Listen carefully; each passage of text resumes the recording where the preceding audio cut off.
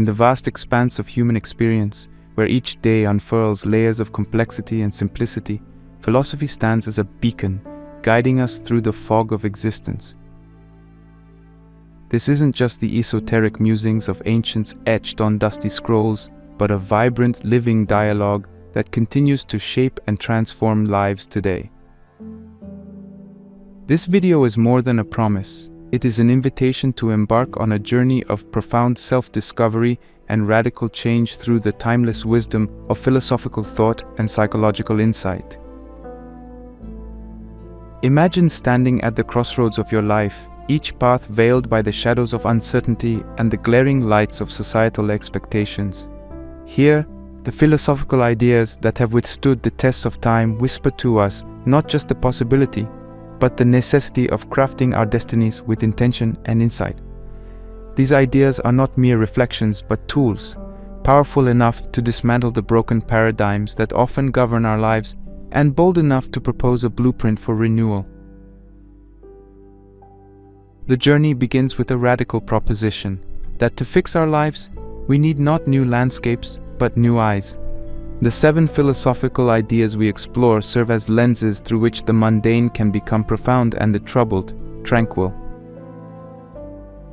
These concepts challenge us to reevaluate our perceptions of success, happiness, and connection, urging us to reconstruct not just the external scaffolding of our lives, but the internal foundations. From this vantage point of renewed vision, we encounter the concept of self-image, not as a static reflection in the mirror, but as a dynamic creation of our own making. Becoming unstoppable is not about the absence of obstacles, but the cultivation of a powerful self-image that can traverse them with agility and confidence. This guide to crafting a powerful self-image is an exploration of identity as an act of will and imagination, where you are the artist and your psyche the canvas. As we delve deeper, the psychology of self-transformation beckons us to consider a more profound metamorphosis. This is not transformation as a mere shift in attitudes or behaviors, but as a radical reordering of our mental processes. Here, to transform your mind is to transform your life, a cascade of changes that begins in the hidden chambers of thought and radiates outward, altering every aspect of your existence. This psychological revolution challenges the roots of our fears and the wings of our aspirations, drawing a map from the mind we have to the mind we seek. Yet in this intensive course of transformation, we confront a paradoxical truth, that sometimes, to achieve more, we must care less. Detaching from people and situations not as acts of cold indifference, but as strategic choices to reclaim peace and power. This philosophy of detachment teaches us that the ties that bind us can sometimes be the chains that confine us. Learning to detach is not about severing connections, but about defining boundaries, not about isolation, but about insulation. Amid these philosophies of action and change, the psychology of slow living offers a counterpoint, a gentle reminder that transformation does not always have to be pursued with relentless speed. Taking it one day at a time is an ode to the power of presence, the majesty of the moment, and the potential of the present. In a world obsessed with the grand narrative of more and faster, slow living invites us to embrace less and slower as pathways to depth and discovery. Today's video weaves these threads into a coherent and compelling narrative, presenting a philosophical symposium for the modern soul. This journey is both a descent into the depths of self and an ascent to the peaks of potential. It promises not just insights but transformations, not just ideas but changes that are tangible and transformative. As you stand at this crossroad, the paths before you are many, but the map is the same, a tapestry of ideas, insights, and inspirations that philosophy offers. The next 3 hours could merely pass, or they could progress. The choice is yours. Will you step into the realm of philosophical exploration and emerge transformed? Or will you retreat into the familiar, into the life you know, unchanged? In this odyssey of the mind, each step is a revelation, each insight a revolution.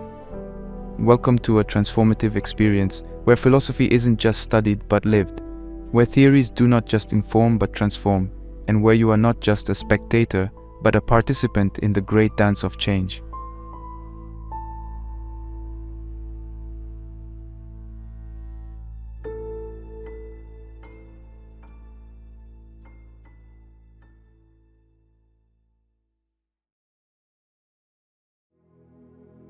What if I told you that the most significant barrier between you and your greatest achievements could be the way you see yourself? This question isn't just a thought experiment or a rhetorical flourish. It's an invitation to embark on a journey of self-discovery and empowerment that challenges the very foundations of what you believe is possible for yourself.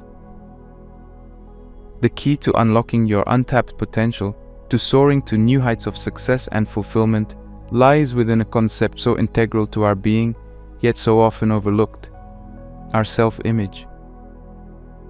Our self-image is not merely a mirror reflecting our current self-perception and identity. It is the architect of our future. It shapes our actions, guides our decisions, and scripts the narrative of our lives. This internal self-portrait is painted with the brushes of our thoughts, beliefs, and experiences, coloring the canvas of our existence. But what happens when the image we hold of ourselves is confined by the narrow frame of our doubts, fears, and perceived limitations?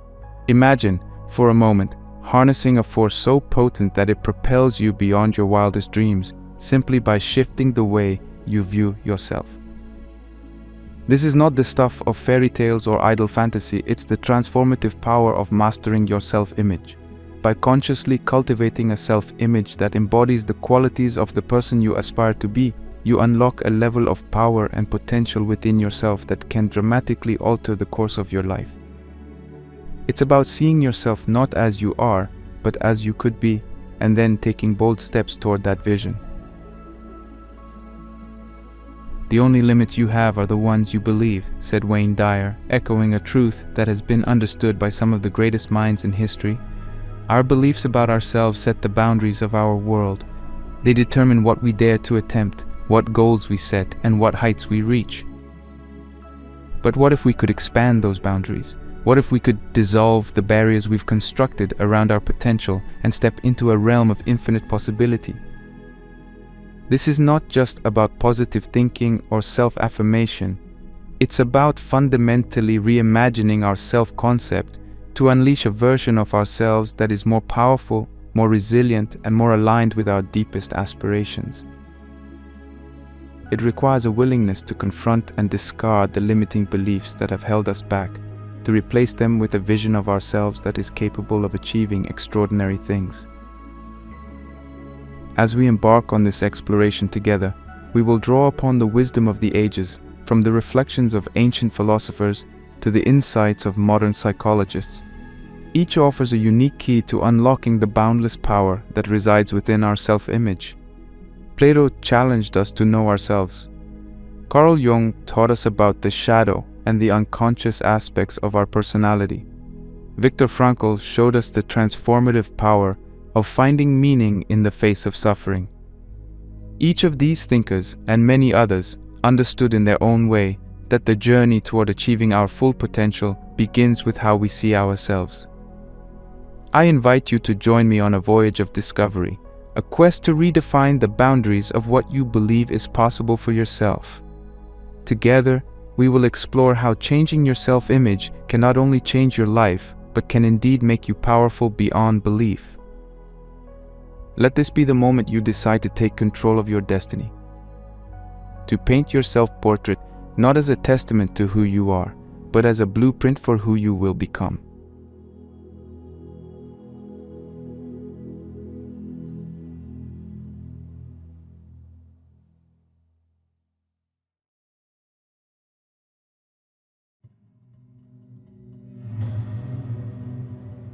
The first and greatest victory is to conquer yourself. This profound statement by Plato not only echoes through the ages, but also forms the bedrock of our understanding of self-image.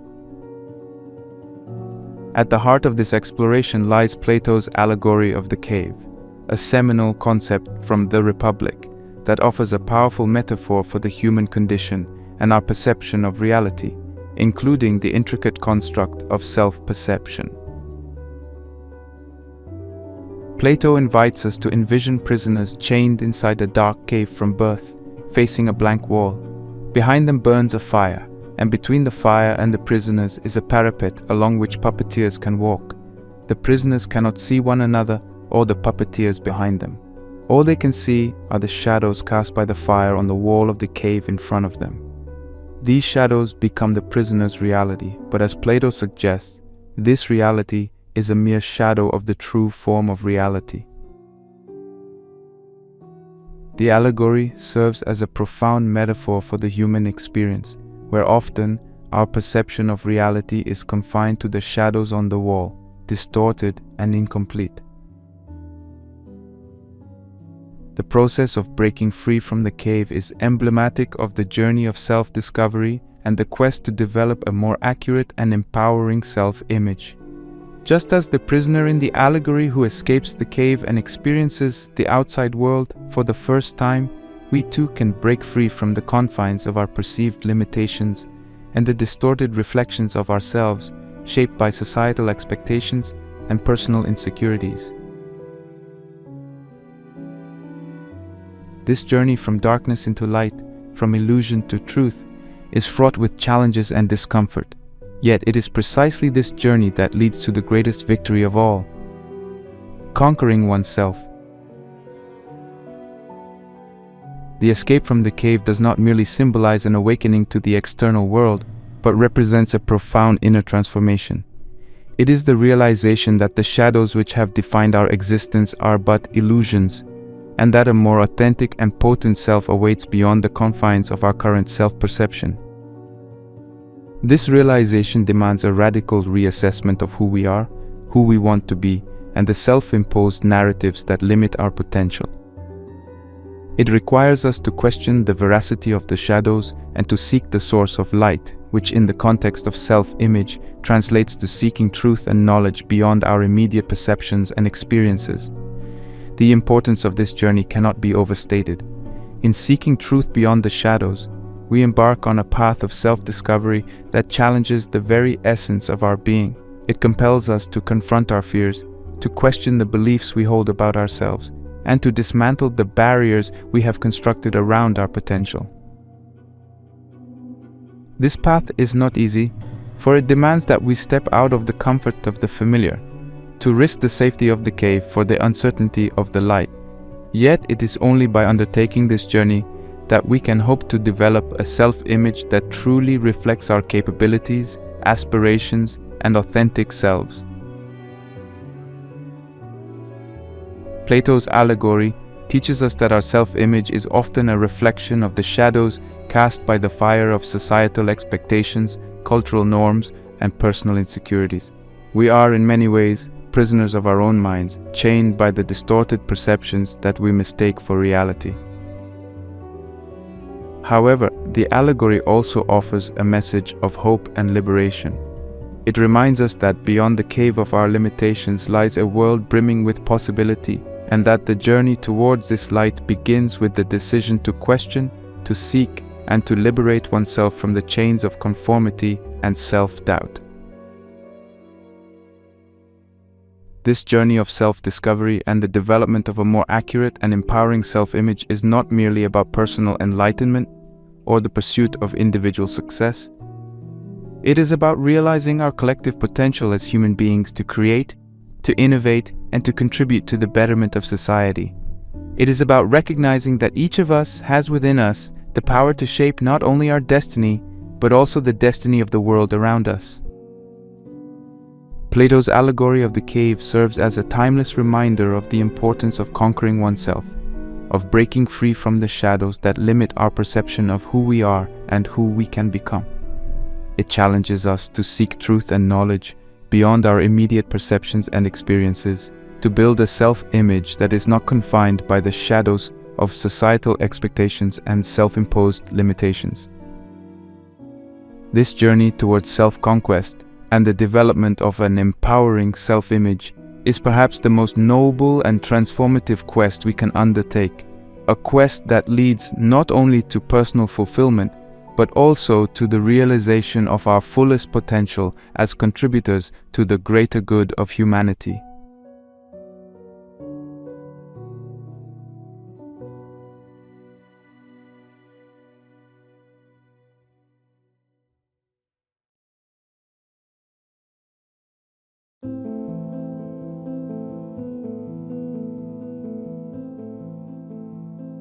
To confront a person with their shadow is to show them their own light. This insightful observation by Carl Jung introduces us to the profound depth of our subconscious mind and the role it plays in shaping our self-image. Jung's exploration of the shadow self, a concept representing the parts of our identity that we deny or ignore, provides a compelling framework for understanding the complex interplay between our conscious perceptions and the unseen forces that influence them. Jung posited that our subconscious is a repository for both the aspects of ourselves we choose to reject or ignore and the immense potential we have yet to acknowledge. This shadow self is not merely a negative force, rather it encompasses everything outside the light of our conscious awareness, including traits that could be positive if acknowledged and integrated into our persona. The process of recognizing and engaging with our shadow is integral to achieving a holistic and authentic self-image. It invites us to embrace the full spectrum of our being, both the light and the dark. The challenge and opportunity presented by Jung's concept of the shadow self lie in the journey of self-discovery it necessitates. Confronting our shadow is no easy task. It requires courage, introspection, and the willingness to face aspects of ourselves we might prefer to ignore. However, this confrontation is essential for personal growth. It allows us to see our own light, the unique strengths, talents, and potentials that we possess, but may have overshadowed by fear, insecurity, or societal pressures. Integrating our shadow into our conscious self-image does more than broaden our understanding of who we are. It transforms the way we interact with the world. By acknowledging and embracing the parts of ourselves we have kept in the dark, we dismantle the barriers to self-acceptance and self-expression. This integration fosters a more cohesive and positive self-image, one that encompasses the full complexity of our nature. It enables us to move through life with greater authenticity and purpose as our actions and decisions become more aligned with our true selves. Moreover, Jung's ideas on the subconscious extend beyond the individual to touch upon the collective subconscious, shared themes and archetypes that transcend personal experience. This collective aspect highlights the universality of the human experience, suggesting that the journey to integrate our shadow is not only a personal endeavor, but also a collective one. By exploring and integrating the shadows within ourselves, we contribute to a larger process of societal transformation, where the light of collective consciousness is made brighter by the acknowledgement and integration of its darker parts.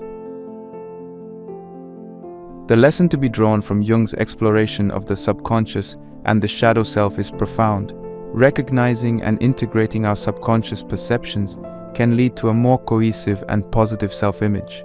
This journey towards integration is not about eliminating the shadow or overcoming it in some final battle.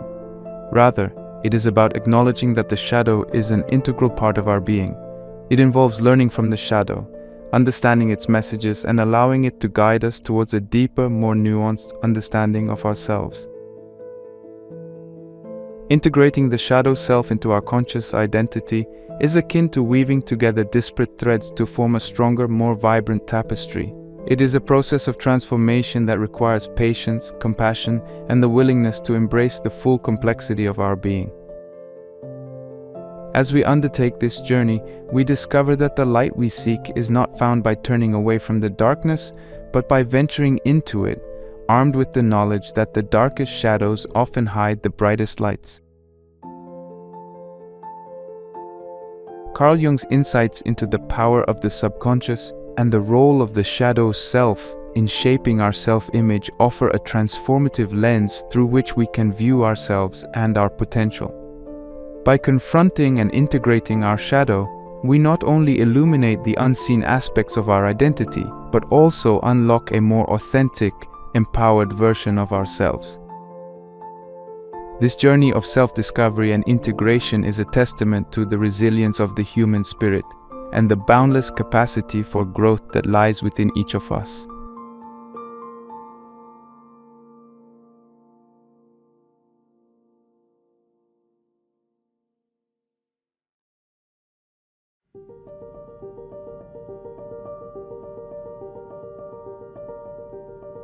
Hell is other people. This stark assertion by Jean-Paul Sartre in his play No Exit captures a profound existential insight into the nature of self and the other. Sartre's philosophy, deeply rooted in existentialism, posits that our encounters with others are not merely social or relational occurrences, but fundamental events that shape our self-image and our very being. This perspective offers a compelling lens through which to explore the complex dynamics of relationships and self-perception. At the heart of Sartre's exploration is the concept of the look, le regard, which suggests that the mere gaze of another person can transform our experience of ourselves. This transformation is not benign. It is a profound alteration where we become objectified in the eyes of the other, losing the fluid subjectivity of our own experience. We are, in essence, made into an object among objects, stripped of our nuanced self-perception and reduced to the attributes that the other sees in us. This experience, according to Sartre, is a source of existential shame, not because of any moral failing, but because it confronts us with the disconcerting reality of being seen, of being defined by another. This existential framework radically shifts our understanding of how relationships and interactions with others shape our self-image. It underscores the power of external perceptions in molding, and at times, distorting our sense of self.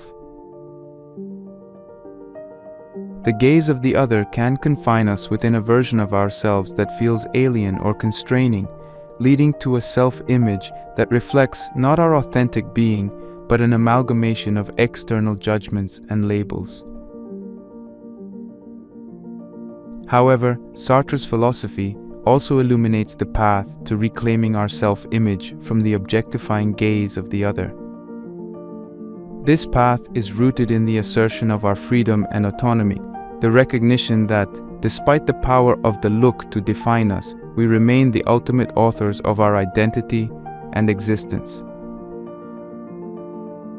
Sartre's existentialism calls us to embrace our radical freedom to define ourselves, to resist the reduction of our being to the objectified image seen by the other, and to assert our subjectivity in the face of external perceptions.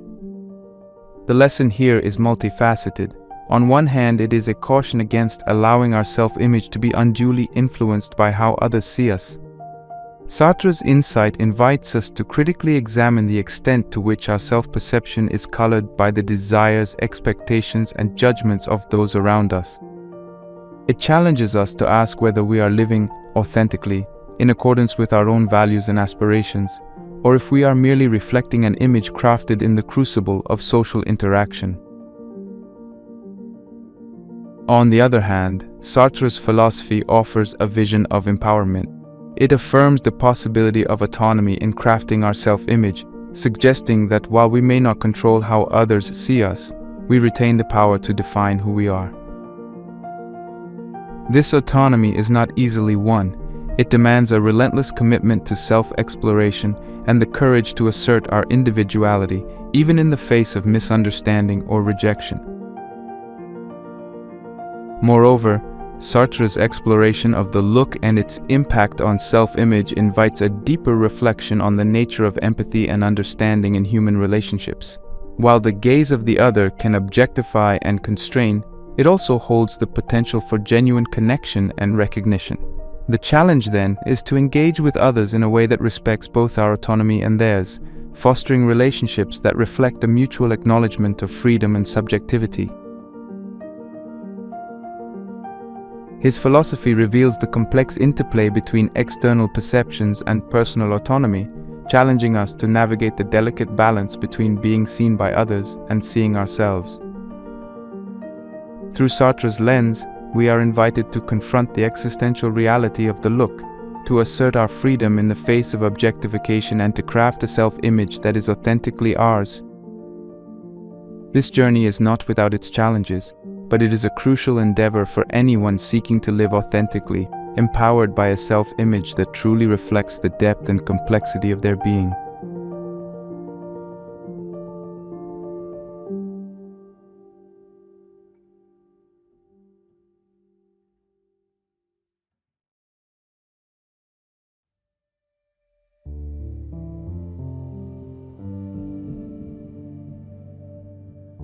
The only way to deal with an unfree world is to become so absolutely free that your very existence is an act of rebellion. With this provocative statement, Albert Camus challenges us to confront the absurdity of our existence and to find within it the freedom to create ourselves. His philosophy, deeply rooted in the concept of the absurd, confronts us with a paradox: the human quest for meaning and order in a universe that is silent and indifferent. Camus introduces us to the absurd as a fundamental part of the human condition. This absurdity arises from the conflict between our desire for understanding, meaning, and purpose, and the reality of a universe that offers no clear answers or intrinsic values. Recognizing the absurdity of life, according to Camus, is not an endpoint, but the first step toward a meaningful existence. It is the awakening to a truth that frees us from the illusions of certainty and permanence. When we confront the absurd, we confront the limitations of our own reason and the unpredictability of the world around us. This realization can be disorienting, even paralyzing, as it challenges the foundations upon which we've built our understanding of ourselves and our place in the universe. Yet, Camus argues, it is precisely this confrontation that can lead to liberation. Acknowledging the absurdity of striving for a coherent, unified self-image in a chaotic and indifferent universe allows us to let go of rigid identities and unrealistic expectations. Instead, we can begin to construct a self-image that embraces flexibility, resilience, and authenticity. This self-image is not fixed, but fluid, capable of adapting and evolving in response to the ever-changing landscape of our lives. The myth of Sisyphus, one of Camus' most enduring metaphors, illustrates the human struggle against the absurd. Sisyphus, condemned to roll a boulder up a hill for eternity, only to watch it roll back down each time, embodies the human condition. Yet, Camus finds in Sisyphus's ceaseless labor a model for our own existence. Embracing our tasks, however futile they may seem, with awareness and defiance, turns our struggle into a victory. The myth teaches us that the value of our efforts lies not in their success or in the approval they garner from others, but in the act of striving itself. This perspective encourages us to see the process of shaping our self-image as an ongoing act of creation, one that finds meaning in persistence and engagement rather than in a final product. Rebellion for Camus is a fundamental response to the absurd. It is not a denial of the absurdity of existence, but an affirmation of our own values and identity in the face of it. This act of rebellion is deeply personal and profoundly political. It is the assertion of our individuality against the forces that seek to define us by external standards. Through rebellion, we declare that our lives and identities are our own, to shape, guided by our values, desires, and aspirations. This defiance is the essence of freedom, according to Camus, and it is in this freedom that we find the strength to forge a self-image that is authentic and self-determined. Camus' philosophy does not offer easy answers or comforting illusions. Instead, It demands of us a relentless honesty and courage in facing the absurdity of our existence. It challenges us to find within this absurdity the freedom to create ourselves, to continuously redefine our self-image in the face of an indifferent universe. This process of self-creation and recreation, grounded in the acceptance of absurdity and fueled by the spirit of rebellion, is what imbues our lives with meaning and dignity. In embracing Camus' call to rebellion, we embrace the possibility of a self-image that is not bestowed upon us by fate, society, or any external authority, but one that we craft for ourselves through our choices, actions, and the values we uphold. This self-image is an act of defiance against the absurd, a declaration of our freedom and our refusal to be defined by the limitations of the world. It is, in the most profound sense, the expression of our very existence as an act of rebellion, a testament to the power of the human spirit to find meaning, purpose, and beauty in the face of the great silence of the universe.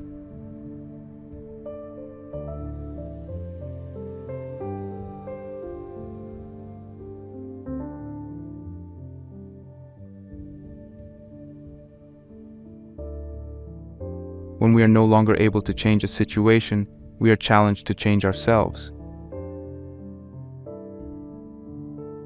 Viktor Frankl's profound insight lays the foundation for understanding the intricate relationship between self-image and the pursuit of meaning.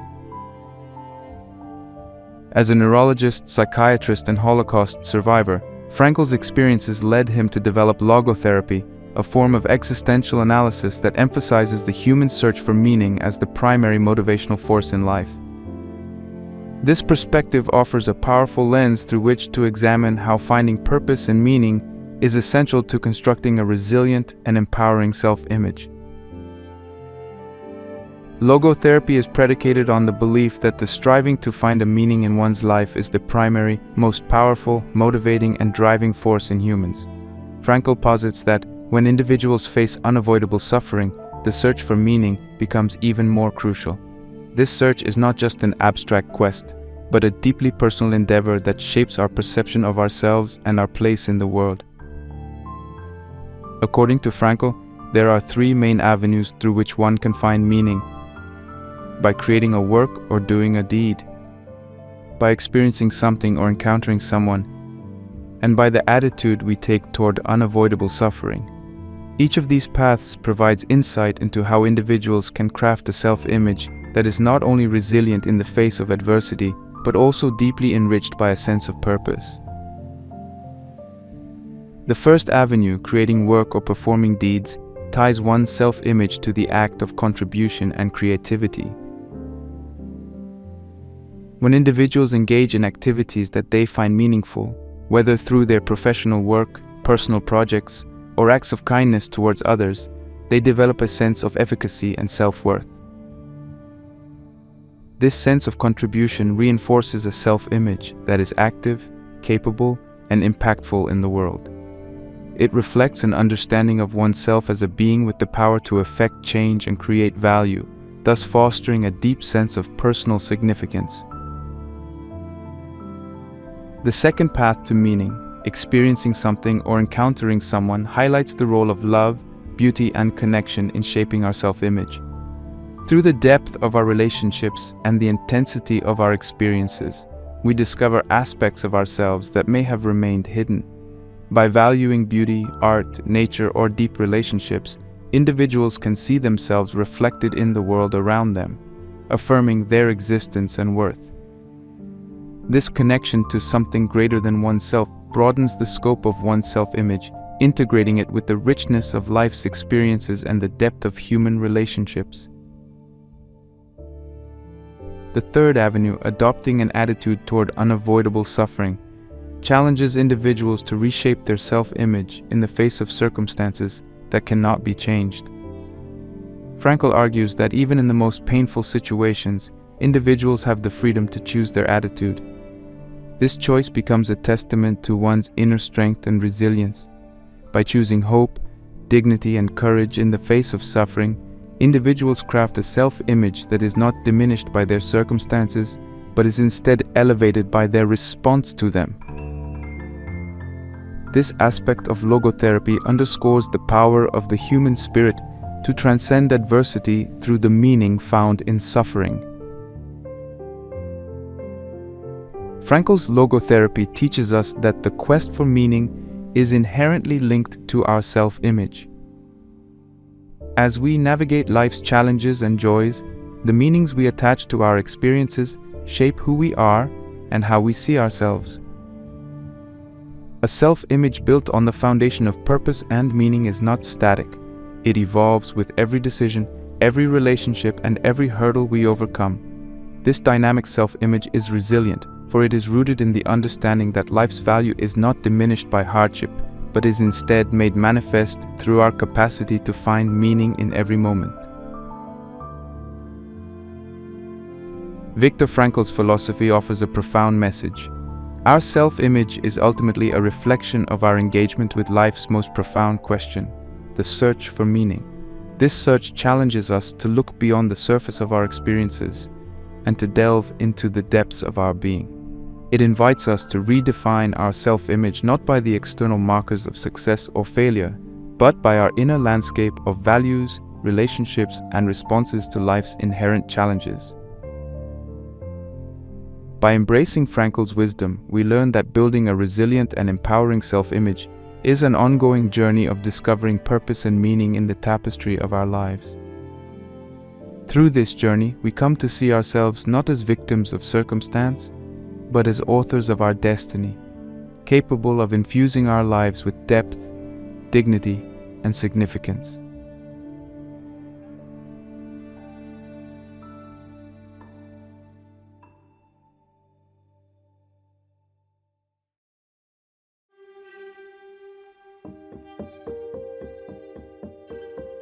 Crafting a powerful self-image is an art as much as it is a science, requiring a commitment to introspection, honesty, and continual growth.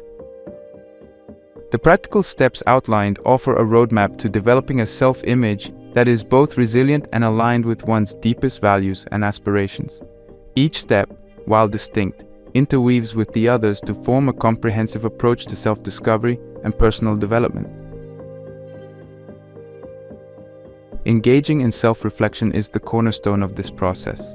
It's about initiating a dialogue with oneself that transcends the superficial levels of daily existence to reach the core of one's being. This self-dialogue can be facilitated through various means, such as journaling, which offers a canvas to articulate thoughts, fears, dreams, and reflections. Meditation provides a space for quiet introspection, allowing one to observe the flow of thoughts without attachment, fostering a deeper understanding of one's inner workings. Engaging in dialogue with a trusted friend or therapist can mirror aspects of oneself that are difficult to see independently. This reflective practice is essential not just for understanding one's current self-image, but for laying the groundwork for the person one aspires to become. The journey of confronting and integrating your shadow can be both daunting and liberating. This step requires one to venture into the less explored caverns of the psyche, bringing to light the parts of oneself that have been relegated to the shadows. This exploration is not for the faint of heart, as it involves confronting fears, biases, and aspects of oneself that may be the source of shame or discomfort. However, the act of uncovering these hidden parts and acknowledging their existence is profoundly healing. By integrating these shadow aspects into the conscious self, one achieves a more holistic and authentic self-image. This process of integration fosters a sense of wholeness and self-acceptance, vital for personal growth and self-compassion. Setting meaningful goals serves as a compass that guides one's journey toward a desired future. These goals, rooted in one's values and aspirations, provide direction and a sense of purpose. They act as benchmarks for progress, offering a tangible way to measure one's growth and achievements. However, the essence of this step lies not in the attainment of the goals, but in the process of striving towards them. It's about the lessons learned, the resilience built, and the sense of fulfillment derived from pursuing something that resonates with one's core values. Regularly revisiting and adjusting these goals ensures that they remain aligned with one's evolving self-image and life circumstances, allowing for flexibility and adaptation. Practicing mindfulness and present moment awareness invites a shift in perspective, where the focus is on the here and now, rather than being caught up in past regrets or future anxieties. This practice cultivates a state of being that is fully engaged with the present, fostering a deep appreciation for the richness of the current moment. Mindfulness enhances self-awareness, allowing one to recognize and savor the beauty, joy, and even the pain of the immediate experience without the need for judgment or attachment. This heightened awareness enriches one's self-image by grounding it in the authenticity of present experiences, reducing the reliance on past identities or future aspirations for validation. Embracing the absurd and cultivating resilience is about recognizing the inherent unpredictability and chaos of life and finding strength and meaning within this recognition. The absurd, as highlighted by Albert Camus, refers to the clash between our search for inherent value and meaning in life and the universe's indifferent response. Embracing this absurdity doesn't lead to despair, but rather empowers one to forge personal meaning and resilience in the face of life's uncertainties. By accepting the absurdity of existence and choosing to smile in its face, one develops a self-image that is adaptable, resilient, and anchored in personal strength and creativity. This resilience enables one to navigate life's challenges with grace, humor, and an unwavering commitment to one's values and purpose. In weaving together these steps, self-reflection, shadow integration, goal-setting, mindfulness, and embracing absurdity, one embarks on a profound journey of self-discovery and development. This journey is marked by moments of vulnerability, courage, and profound insight, leading to the crafting of a powerful self-image that is authentic, resilient, and deeply aligned with one's true essence.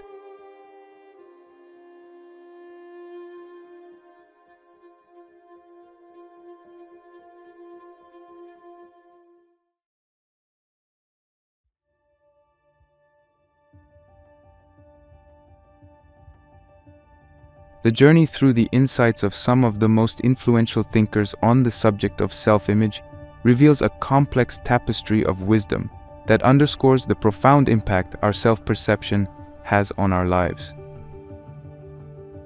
From Plato's allegory, reminding us of the importance of seeking truth beyond our immediate perceptions, to Carl Jung's exploration of the shadow self, each philosopher offers a unique lens through which we can understand and enhance our self-image. Plato challenges us to break free from the shadows of societal expectations and self-imposed limitations, urging us to seek a deeper understanding of ourselves and the world around us. Carl Jung invites us to confront and integrate our shadow, illuminating the parts of ourselves we might prefer to ignore, but which hold the key to our wholeness and authenticity. Jean-Paul Sartre explores the impact of external perceptions and the importance of asserting our own existence through choices that reflect our true selves. While Albert Camus celebrates the strength and freedom that comes from embracing life's inherent absurdity, encouraging us to forge our own meaning in the face of an indifferent universe.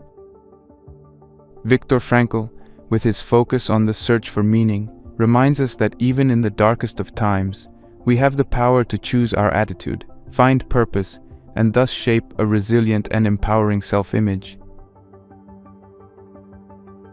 These thinkers, in their collective wisdom, emphasize the power of self-image not just as a reflection of who we are, but as a force that shapes our reality, our interactions, and our destiny. They call us to engage in deep self-reflection, to recognize and embrace our complexities, and to continually strive for authenticity in a world that often pressures us to conform. As we embark on this journey of self-discovery and self-creation, let us hold close the words of Oscar Wilde. Be yourself, everyone else is already taken. This simple yet profound advice serves as a beacon, guiding us toward the realization that our greatest strength lies in our uniqueness, in the authentic expression of our being. Our self-image, when rooted in authenticity, becomes not just a mirror reflecting our inner world, but a canvas on which we paint our destiny, a story written in the ink of our choices, beliefs, and actions. So to you, I extend an invitation to embark on this journey of self-exploration and transformation. Consider the profound impact your self-image has on your path to success and fulfillment. Embrace the challenge of sculpting a self-image that truly reflects your deepest values, aspirations, and unique essence. Remember, the quest for an empowering self-image is a journey not of destination, but of continuous evolution, a dance between who you are and who you aspire to be. Let this video serve as a starting point, a spark that ignites your curiosity and fuels your passion for self-discovery. The path ahead is yours to shape, with each step an opportunity to affirm your existence, to celebrate your uniqueness, and to craft a life that resonates with the truth of who you are. Be bold, be brave, and above all, be true to yourself, for in your authenticity lies your power. May you move forward with the courage to be yourself, the wisdom to embrace your journey, and the strength to create a life of meaning and fulfillment.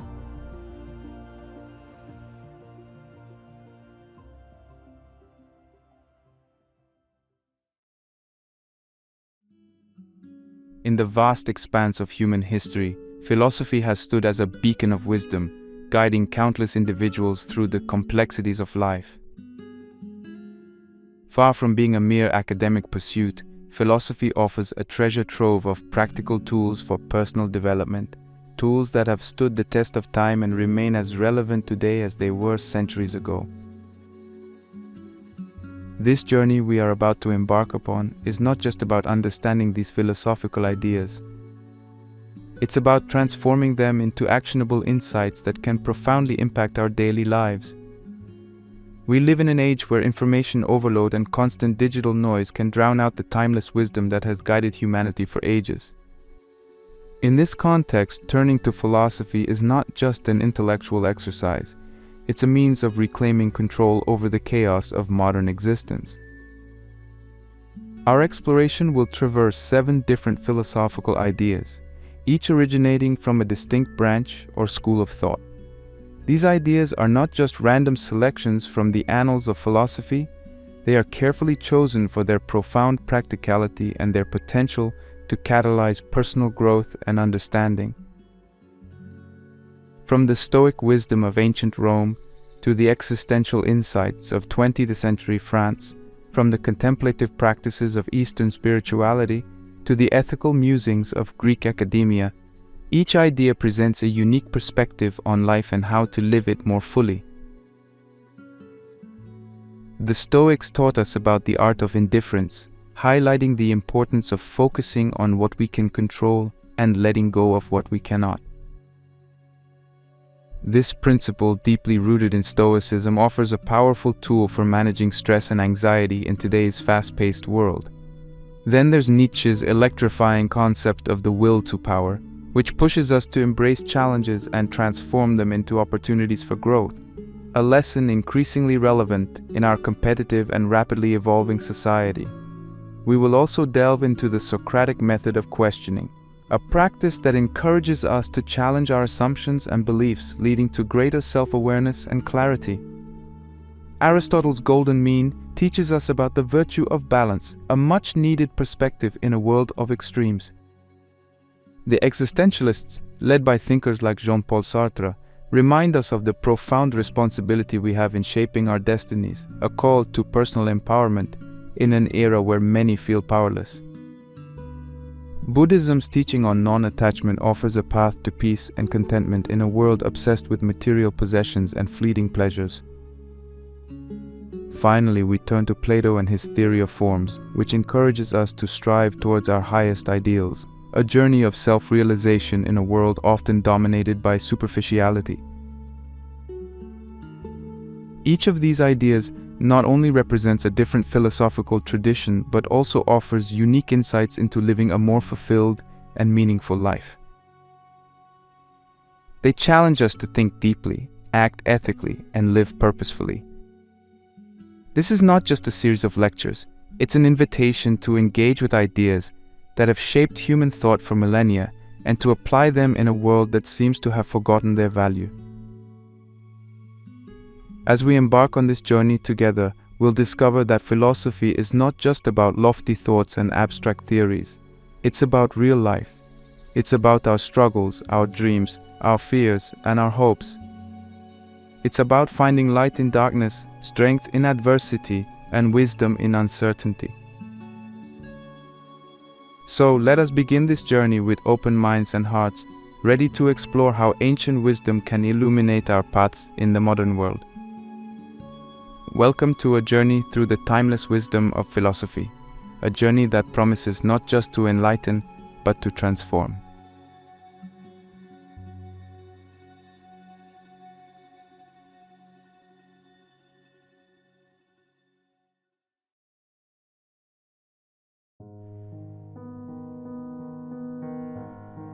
Idea 1. The Stoic Art of Indifference. We suffer more often in imagination than in reality. These profound words by Seneca, a Roman Stoic philosopher, encapsulate a fundamental principle of Stoicism, the art of indifference. Stoicism, a school of philosophy that flourished in ancient Greece and Rome, teaches us a powerful lesson about differentiating between what is within our control and what is not. This simple yet profound understanding can be a game changer in our daily lives. Stoicism tells us that much of our discontent and anguish stems from focusing on and trying to control the uncontrollable. We agonize over the outcomes of our actions, the behavior of others, or the state of the world, most of which are beyond our direct control. The Stoic approach invites us to redirect our energy towards what we can control: our thoughts, our attitudes, and our actions. It's a philosophy that does not just ask us to accept our lack of control over external events, but to embrace it, finding freedom in recognizing the limits of our power. The concept of indifference in Stoicism does not mean apathy or lack of concern. Instead, it signifies an objective, detached approach to things outside our control. It's about maintaining an inner tranquility and composure, regardless of external circumstances. This state of equanimity doesn't come naturally to most of us, but it can be cultivated through practices like mindfulness and proactive problem solving. Mindfulness, a practice often associated with Buddhist meditation, but equally relevant in the Stoic context, involves being fully present and aware of our thoughts and actions without being overly reactive or overwhelmed. It's about observing our thoughts, especially our tendency to worry about things beyond our control, and gently steering our focus back to what we can influence. Mindfulness helps us cultivate a sense of inner peace, even amidst chaos. Proactive problem solving, another application of Stoicism, involves identifying what aspects of a situation we can influence and taking action on them. It's about adopting a solution-focused mindset rather than a problem-focused one. When we encounter challenges, whether in the workplace, in our personal relationships, or in other areas of life, the Stoic approach encourages us to dissect these challenges and identify actionable steps. Instead of dwelling on the unfairness of a situation or the behavior of others, we focus on our response and our strategies for moving forward. This philosophy is particularly beneficial in handling stress at work. In a professional environment, challenges are inevitable. From tight deadlines to difficult colleagues, the potential sources of stress are numerous. However, when we apply the Stoic principle of focusing on what we can control, we shift from being passive victims of our circumstances to active navigators. We can't control the deadline, but we can control how we manage our time. We can't control a colleague's attitude, but we can control our reaction to it.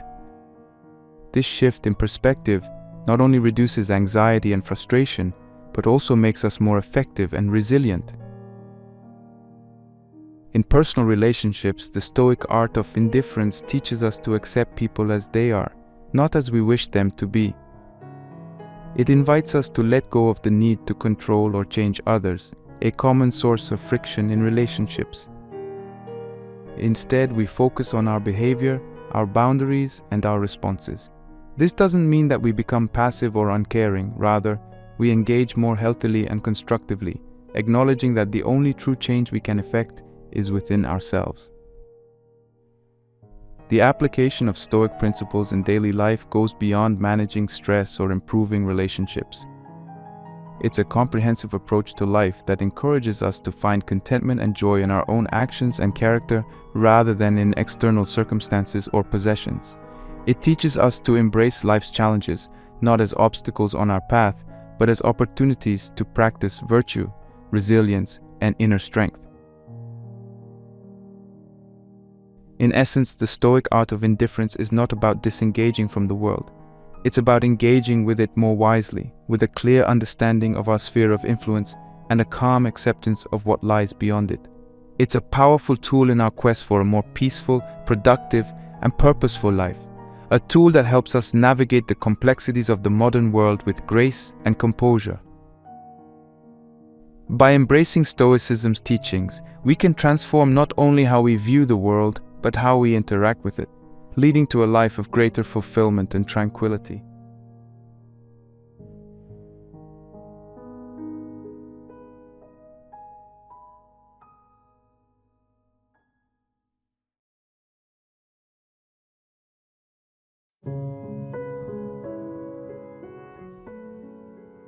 Idea 2. Nietzsche's will to power. What does not kill me makes me stronger. This bold declaration by Friedrich Nietzsche, one of the most provocative and influential philosophers of the 19th century, captures the essence of his philosophy of the will to power. Nietzsche's concept challenges us to rethink our approach to life's trials and tribulations, viewing them not as burdens, but as catalysts for growth and self-discovery. At the heart of Nietzsche's philosophy is the belief that the fundamental drive in human beings is not merely the will to survive, but the will to assert and expand one's power and influence. This will to power is not about domination over others. Rather, it's about overcoming oneself and the challenges life presents. It's a call to embrace our struggles, to find meaning in them, and to use them as stepping stones to achieve our fullest potential. His idea urges us to reconsider our relationship with adversity. In a world that often promotes comfort and ease, Nietzsche invites us to seek out challenges, to step out of our comfort zones, and to see every difficulty as an opportunity for personal growth. Embracing Nietzsche's will to power means pursuing personal passions with vigor and determination. It's about setting ambitious goals and relentlessly chasing them, not being deterred by the fear of failure or the lure of complacency. Whether it's in our careers, our hobbies, or our personal development, this philosophy encourages us to push our boundaries, to explore our limits, and to constantly seek ways to improve and evolve. This mindset has profound implications for how we handle obstacles. Instead of viewing them as roadblocks to our goals, we see them as integral parts of the journey. Each challenge becomes a test of our resolve, a chance to refine our skills, and an opportunity to demonstrate our commitment to our aspirations. By adopting this approach, we transform the very nature of struggle. It becomes a source of strength and confidence, rather than a cause of fear and doubt. In the professional realm, Nietzsche's philosophy can be transformative. In a competitive and ever-changing world, the will to power drives us to innovate, to lead, and to strive for excellence. It encourages a proactive approach to career development, where challenges are embraced as opportunities to showcase our abilities and to distinguish ourselves. This philosophy teaches us to find fulfillment not just in achieving our goals, but in the journey towards them, in the hard work, the learning, and the personal growth that come with pursuing our professional passions. On a personal level, embracing the will to power means engaging in constant self-reflection and self-improvement. It's about being honest with ourselves about our strengths and weaknesses, and actively working to enhance our character. This continuous process of self-overcoming is at the core of Nietzsche's philosophy.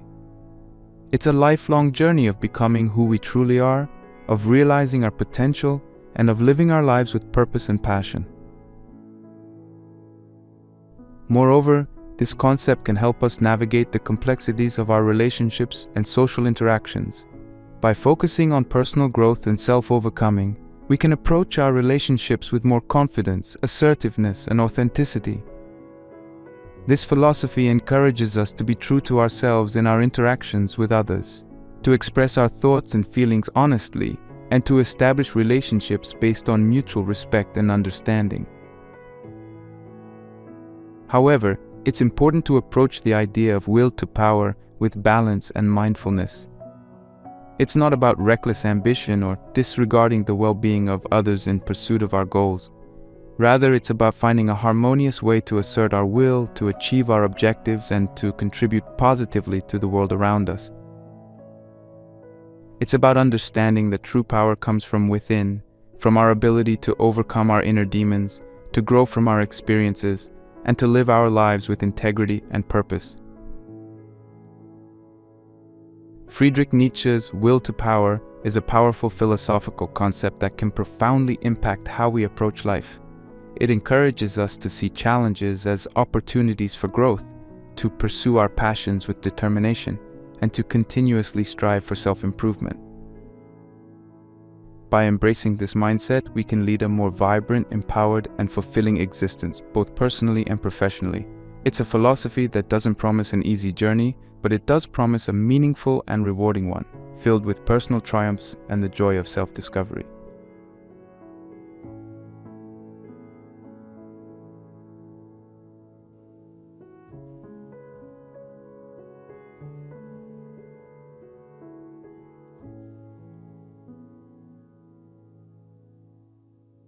Idea 3.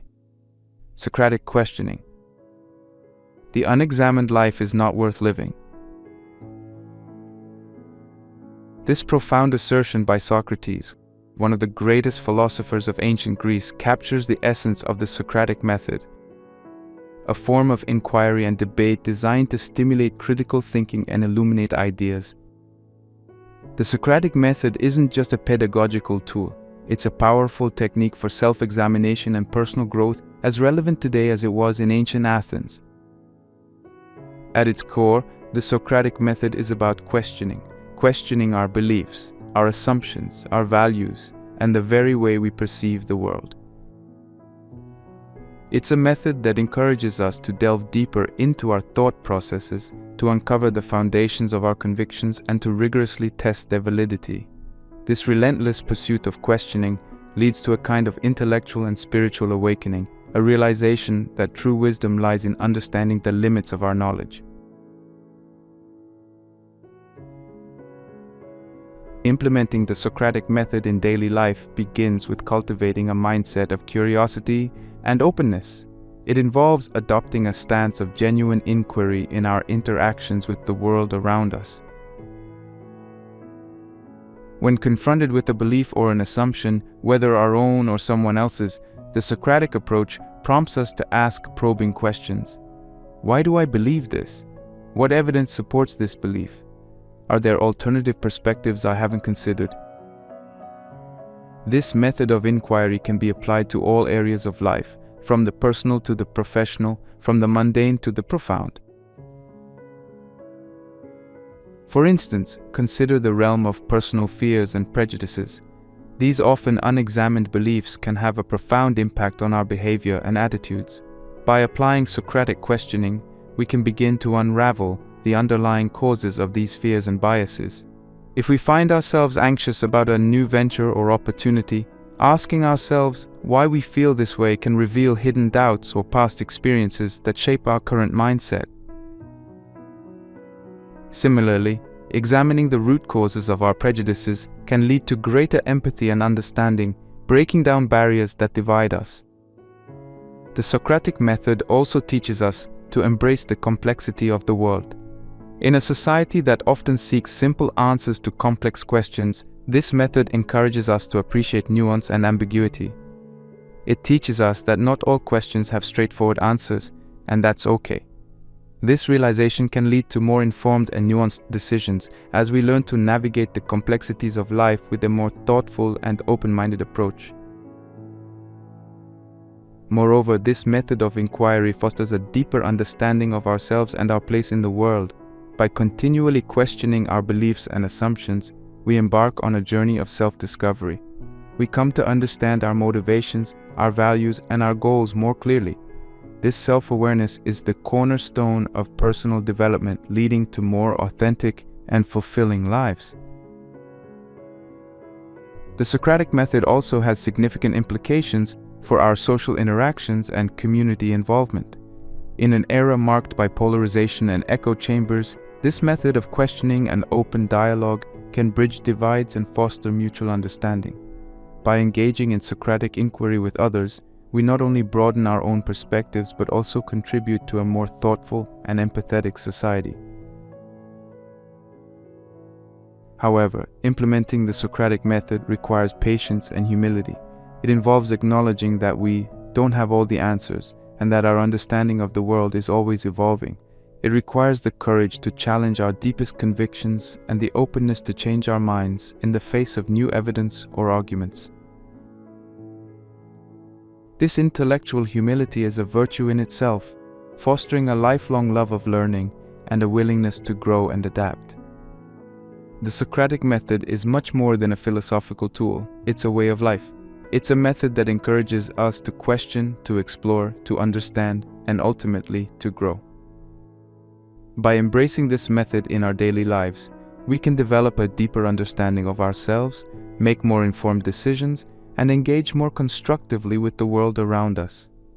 It's a journey that promises not only intellectual enrichment, but also personal and spiritual growth, leading us to live lives that are not only examined but truly worth living.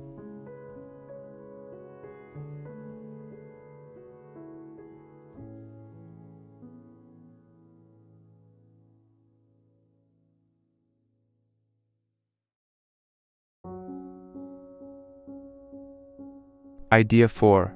Aristotle's Golden Mean.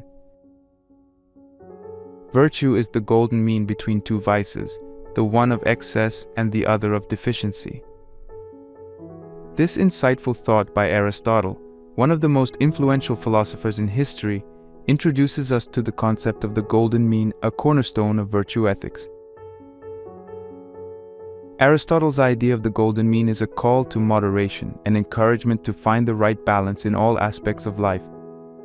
It's a principle that transcends time, offering timeless wisdom for achieving harmony and well-being. The essence of the golden mean lies in avoiding extremes. According to Aristotle, every virtue lies at a midpoint between two extremes of excess and deficiency. For instance, courage is a virtue that lies between the extremes of recklessness and cowardice. Generosity stands between prodigality and stinginess. This concept can be applied to virtually every aspect of human behavior and decision-making, offering a balanced approach to living a virtuous and fulfilling life. In the context of everyday life, applying the golden mean involves a conscious effort to find balance. Take, for example, the balance between work and leisure. In today's fast-paced world, it's easy to fall into the extremes, working excessively without adequate rest, or, conversely, indulging in leisure at the expense of productivity. The golden mean teaches us to strive for a balance that allows for both professional fulfillment and personal relaxation, recognizing that both are essential for a well-rounded life. Similarly, consider the balance between courage and caution. In our personal and professional lives, we're often faced with situations that require us to take risks. Courage is necessary to seize opportunities and confront challenges, but excessive risk-taking can lead to recklessness. On the other hand, too much caution can lead to missed opportunities and a life constrained by fear. The golden mean encourages us to find a balance, to be courageous enough to take calculated risks while being cautious enough to consider potential consequences. The concept of the golden mean also extends to our emotional lives. Emotions like anger, joy, or sadness are natural, but when they are experienced in extremes, they can be destructive. Aristotle encourages us to experience these emotions in the right amount, at the right time, and for the right reasons. This balanced approach to our emotions allows us to respond to life situations in a way that is appropriate and constructive. In practicing this idea, self-reflection becomes crucial. It requires us to be mindful of our tendencies towards excess or deficiency in various areas of our lives. This might involve introspection and possibly keeping a journal to track our behaviors and attitudes. By regularly reflecting on our actions and choices, we can identify patterns of behavior that veer towards excess or deficiency and make conscious efforts to correct them. Another key aspect of practicing the golden mean is flexibility and adaptability. What constitutes a mean in one situation might be different in another. For example, what is considered courageous in one scenario might be reckless in another. The golden mean is not a one-size-fits-all solution. It requires us to be discerning and to adapt our behaviors to the specifics of each situation. Moreover, Aristotle's concept is deeply connected to the idea of personal growth and development. By constantly striving to find the right balance in our lives, we engage in a process of continual self-improvement. This pursuit of balance challenges us to develop a deeper understanding of ourselves, our values, and our goals.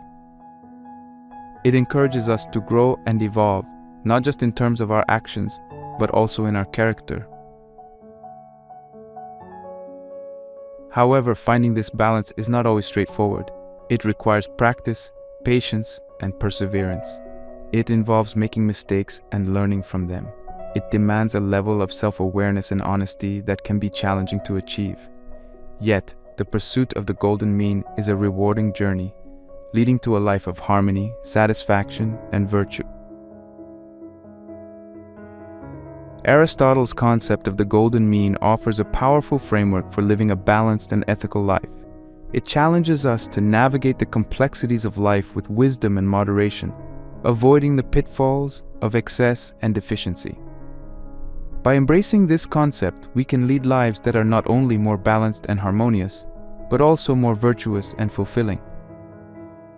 The golden mean is not just a philosophical idea. It's a practical guide to living well, a path to achieving a good and meaningful life.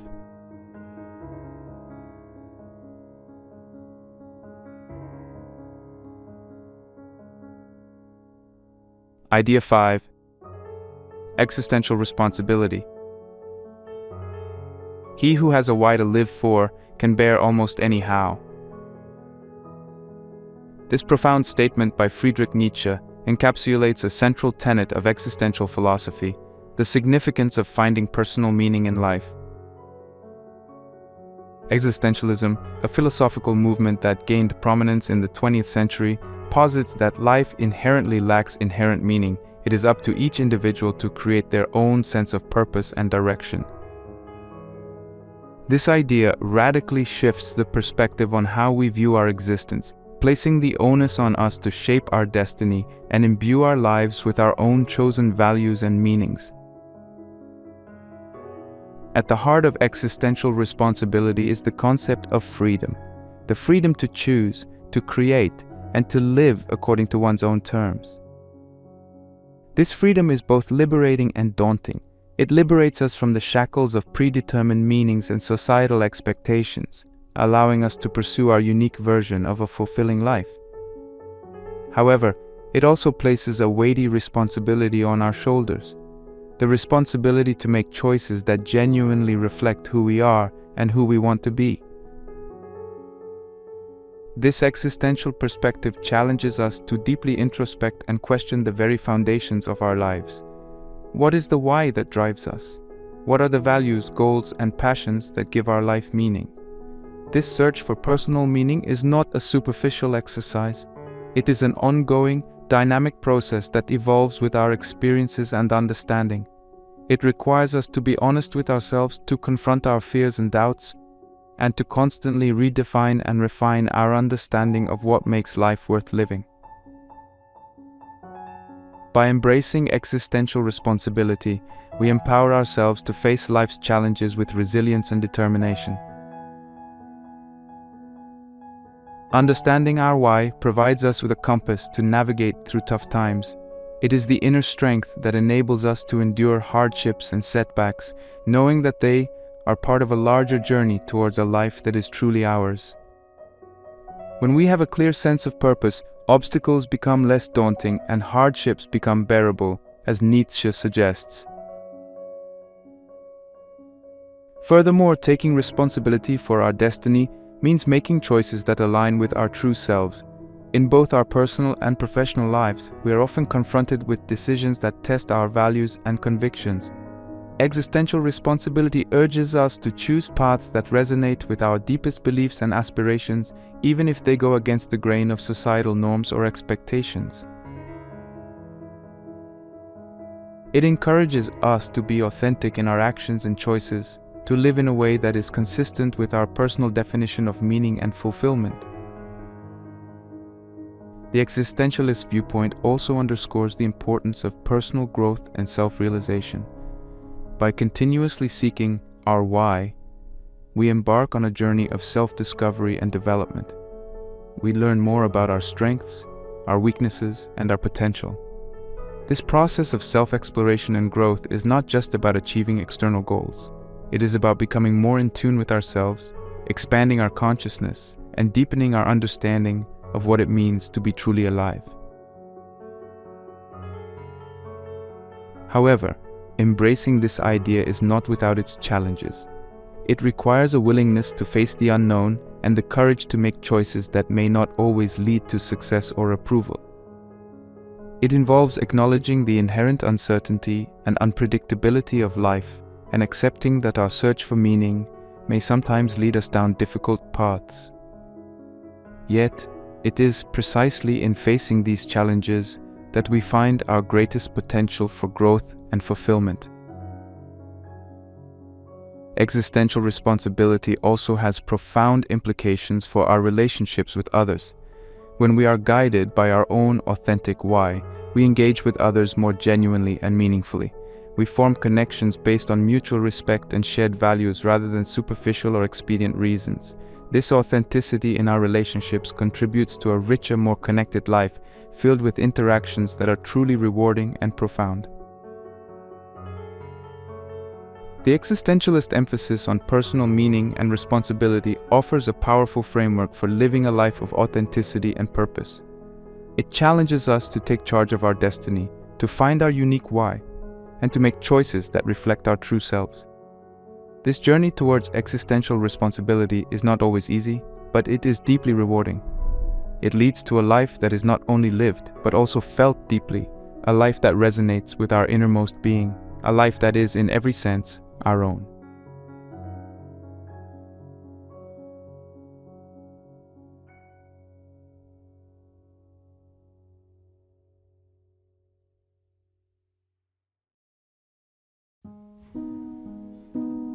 Idea 6. Buddhist non-attachment.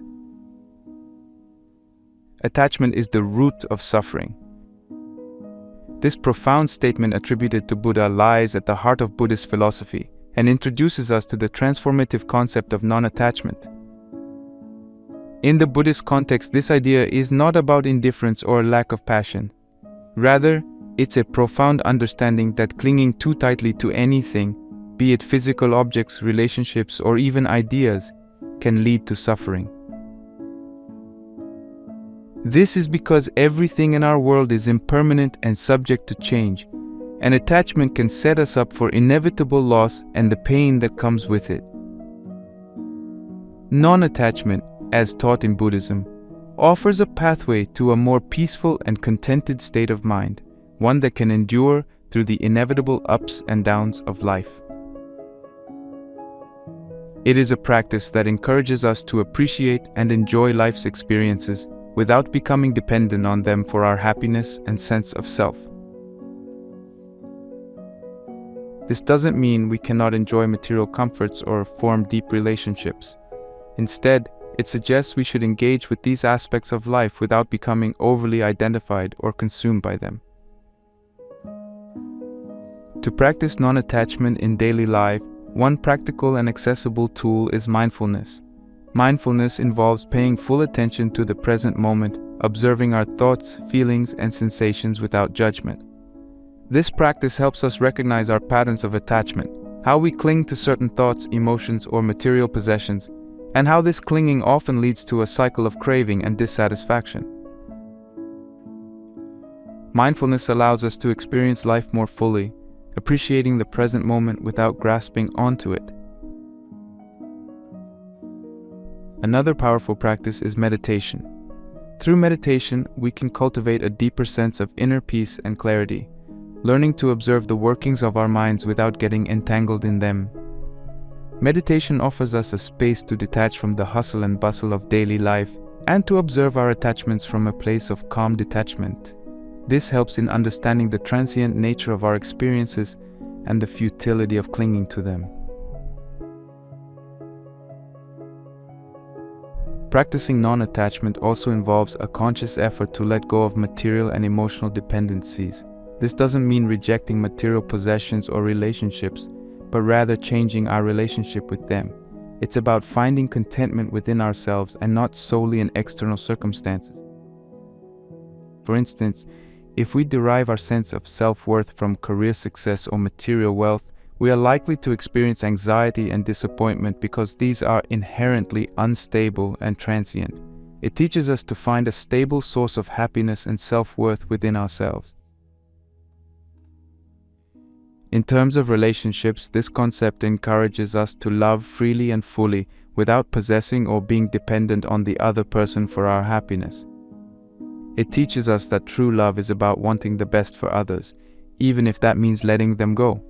This approach to relationships fosters a deeper, more genuine form of connection, free from the constraints of neediness and dependency. Non-attachment also has broader implications for how we engage with the world. In a society often driven by consumerism and the pursuit of more, this concept offers a counter-narrative that emphasizes contentment and simplicity. It encourages us to question our relentless pursuit of more money, more possessions, more achievements, and to consider the possibility that true fulfillment might lie in a simpler, more detached approach to life. Moreover, this idea can lead to increased resilience. When we are less attached to specific outcomes or to our self-imposed narratives about how life should unfold, we are better equipped to handle life's uncertainties and adversities. We become more adaptable, able to navigate changes and challenges with a sense of composure and equanimity.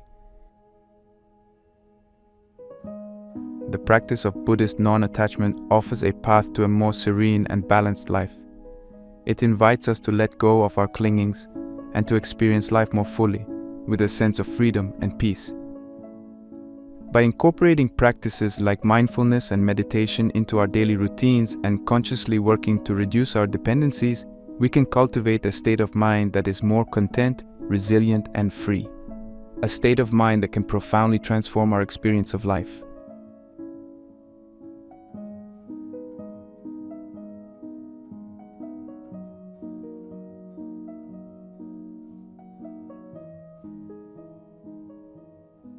Idea 7. Platonic forms and self-realization. The first and greatest victory is to conquer yourself. This insightful observation by Plato, one of the most seminal figures in Western philosophy, introduces us to his theory of forms, which can be viewed as a metaphor for personal growth and self-realization. Plato's forms are not merely abstract entities. They represent the epitome of qualities like truth, beauty, and goodness. In the context of personal development, engaging with these forms means striving to actualize the highest and most virtuous aspects of ourselves. Plato's concept of forms suggests that the ultimate reality exists in an abstract, non-physical realm, and what we experience in the physical world are mere shadows or reflections of these perfect forms. Translating this to our personal quest for growth, it implies that our journey is about striving towards these ideal forms or virtues. It's about aspiring to embody the purest forms of qualities like integrity, compassion, and wisdom in our lives. Understanding and identifying with our own forms requires deep introspection and self-awareness. It involves asking ourselves fundamental questions about who we are and what we value most. What does truth mean to us? How do we define beauty? What does goodness look like in our daily actions? These are not just philosophical musings, they are practical inquiries that can guide our choices and behaviors, shaping our paths towards self-realization. Aligning our lives with these higher ideals is a transformative process. When we strive towards truth, we commit to honesty and authenticity in our interactions and in our understanding of the world.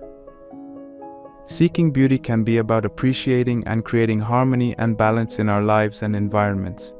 Aspiring to goodness involves cultivating compassion, empathy, and altruism. These pursuits elevate our existence, moving us closer to our highest potential. The journey towards embodying these Platonic forms is not merely about self-improvement, it's about self-transcendence. It's about moving beyond the confines of our ego and our immediate desires and connecting with something larger and more enduring. This alignment with higher ideals brings a sense of purpose and fulfillment that transcends the fleeting pleasures and achievements of ordinary existence. In practical terms, striving for these ideals can manifest in various ways. In our professional lives, it might mean pursuing work that is not just lucrative but also meaningful and aligned with our values. In our personal lives, it could involve cultivating relationships that are based on mutual respect and genuine connection, rather than convenience or superficial attraction. Moreover, this journey is inherently challenging. It involves confronting our shortcomings and overcoming our limitations. Just as Plato's forms represent ideals that we may never perfectly realize, the process of aligning ourselves with these ideals is ongoing and dynamic. It requires continuous effort, self-reflection, and a willingness to grow and change.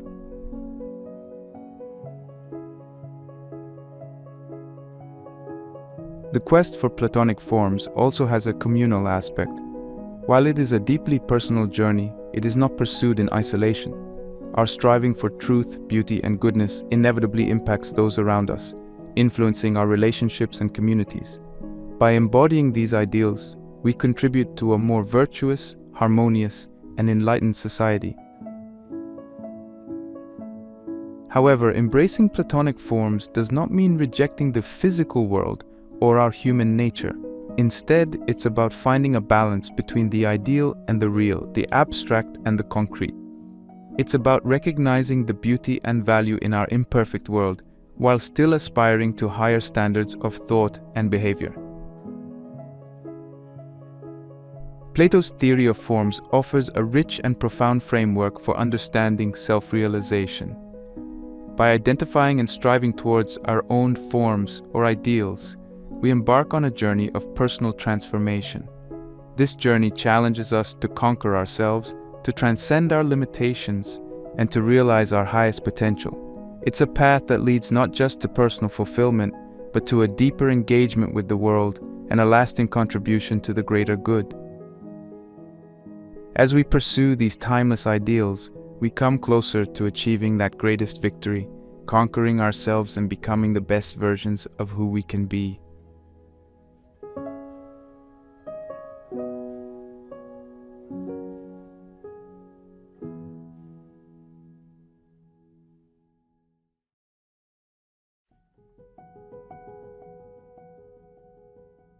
As we conclude this exploration of 7 profound philosophical ideas that can reshape and enhance our lives, it is clear that philosophy is not merely an academic or abstract pursuit. Instead, it is a vital living guide that speaks directly to our experiences, struggles, and aspirations. These ideas, drawn from diverse traditions and eras, converge on a singular truth: that our lives are malleable and rich with potential for growth, understanding, and fulfillment. Through the Stoic Art of Indifference, we have seen how embracing what we can control and releasing our grip on what we cannot leads to a profound inner peace and resilience. Nietzsche's concept of the will to power challenges us to transform adversity into strength, urging us to rise above our circumstances and forge our destinies with courage and determination.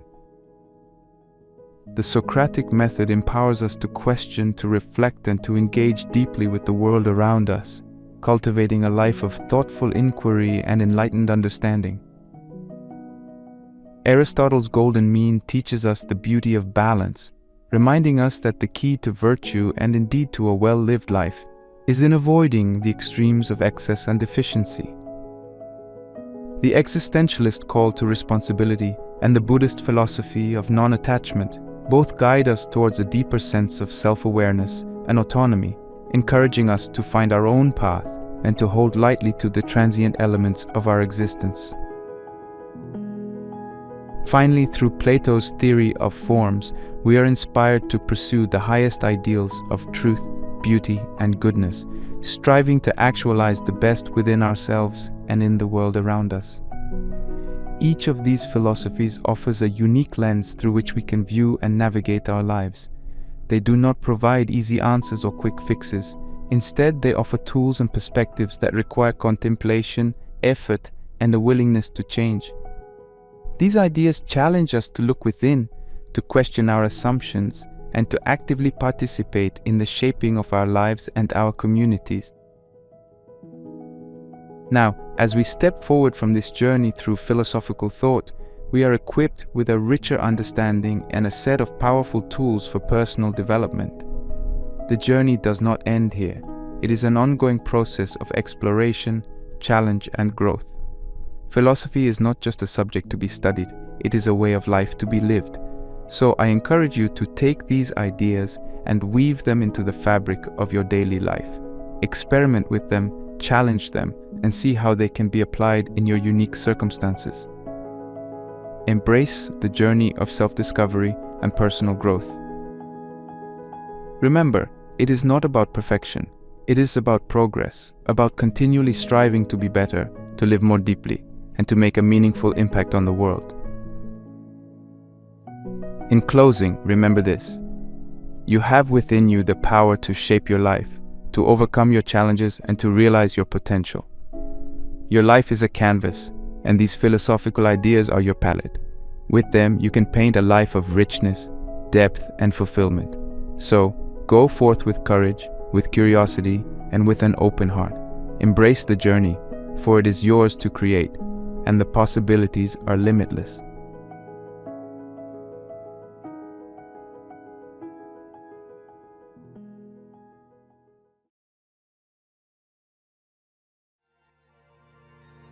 Imagine standing at the edge of a vast ocean, each wave a day of your life.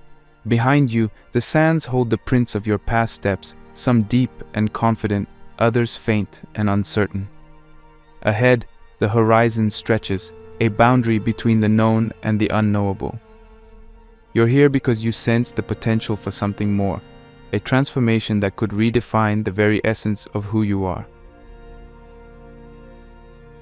This moment, poised between past and future, is where the journey of self-transformation begins.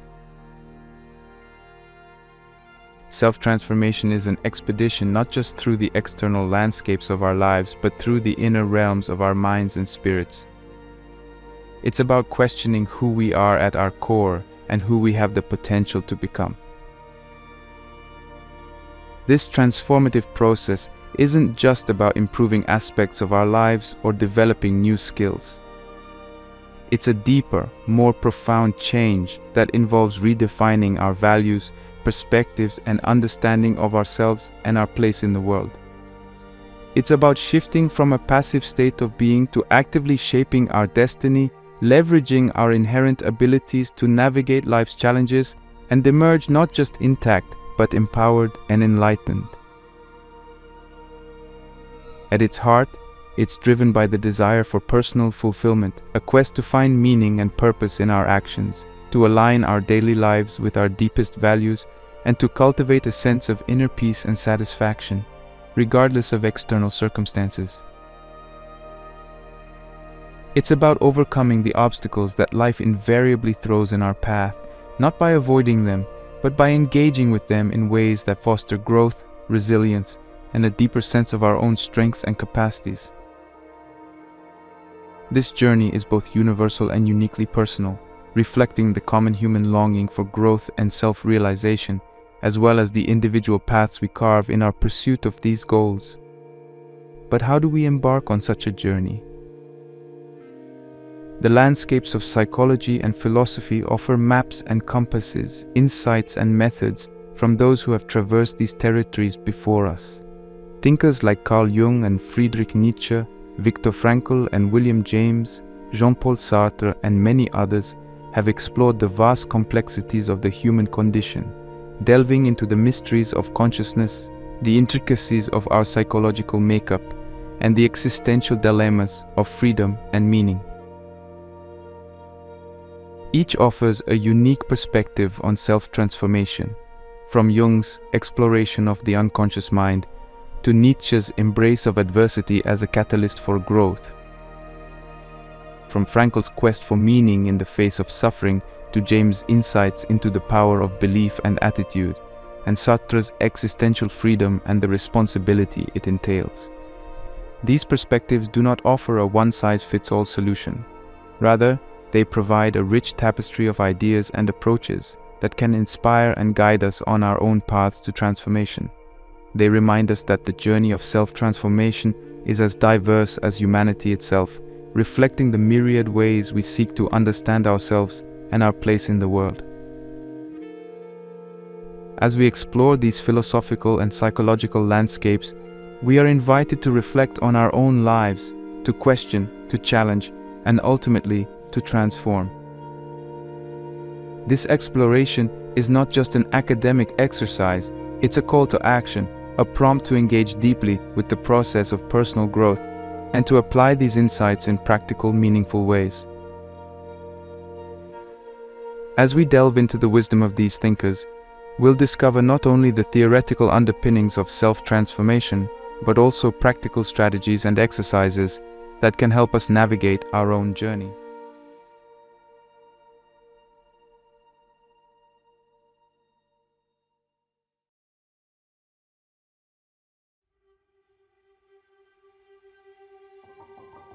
Your visions will become clear only when you can look into your own heart.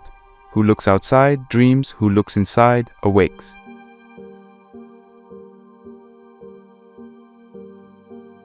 Carl Gustav Jung, a Swiss psychiatrist and psychoanalyst who founded analytical psychology, offers a compelling pathway to self-discovery and transformation through the process of individuation. Individuation is the journey toward self-realization, a journey on which we come to recognize and integrate the various aspects of ourselves, both conscious and unconscious. It's a profound exploration of the inner landscape, where the goal is not to become perfect, but to become whole, to acknowledge and embrace the entirety of one's being. This process involves coming to terms with our shadow, that dark and often ignored or hidden part of ourselves that houses our fears, weaknesses, and the unacknowledged parts of our personality. Imagine a person who has always strived to be pleasing and agreeable, ignoring feelings of anger or resentment, deeming them unacceptable. This person's shadow might contain a well of unacknowledged anger, or even aspects of themselves they've deemed too aggressive or assertive. Over time, these unacknowledged feelings don't just disappear. They manifest in unexpected ways, perhaps through passive aggression, sudden outbursts, or internal turmoil. The journey of individuation would involve recognizing these feelings, understanding their origins, and integrating them into a more cohesive self-image. This doesn't mean giving in to these emotions without restraint, but acknowledging them as part of the whole self. Through this process, we not only become more self-aware, but also gain a more nuanced control over our reactions and emotions.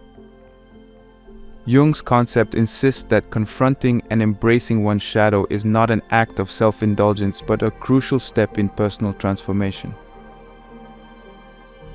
This confrontation with the shadow moves us towards greater self-awareness and wholeness, as we begin to realize that our darker aspects are not to be eradicated but understood and integrated.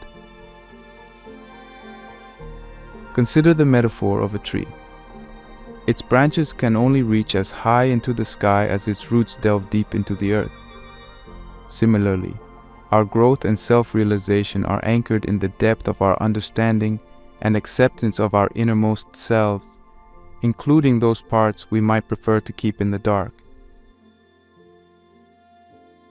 Now, let's transition this concept into a more practical application with reflective questions and exercises designed to foster a personal connection to Jung's ideas. Here are some steps to begin engaging with your inner self and starting the journey of individuation. Reflective journaling. Start by keeping a journal dedicated to self-reflection. Each day, write about the emotions and thoughts you experienced, especially those you found difficult or uncomfortable. Over time, look for patterns or recurring themes. This practice can help illuminate aspects of your shadow and facilitate their integration. Dialogue with the shadow. Engage in a written dialogue with your shadow. This might sound unconventional, but it's a powerful exercise. Write down a question or a thought addressing your shadow and then, without censorship, allow the shadow to respond. This process can uncover hidden aspects of your psyche and create a bridge for integration. Dream analysis. Jung placed significant emphasis on dreams as a window to the unconscious. Keep a dream journal and note down your dreams as soon as you wake up. Reflect on the symbols, emotions, and narratives of your dreams. Consider what aspects of your shadow they might be revealing. Active imagination. This is a meditative process where you engage imaginatively with symbols, emotions, or figures from your dreams or unconscious mind.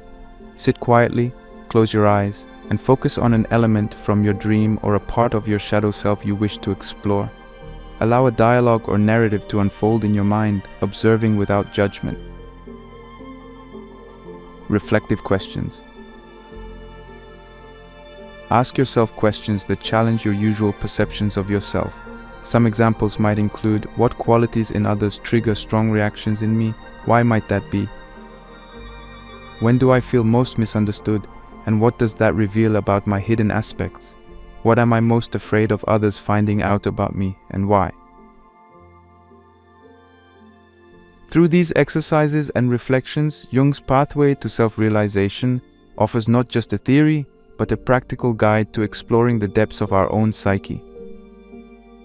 It's a journey that requires courage, honesty, and a willingness to face the uncomfortable. Yet it is also a journey that promises a profound transformation, one that brings us closer to the wholeness of being that Jung envisioned. As we integrate the disparate parts of ourselves, we awaken to a more authentic and powerful self, capable of navigating the complexities of life with greater wisdom and harmony.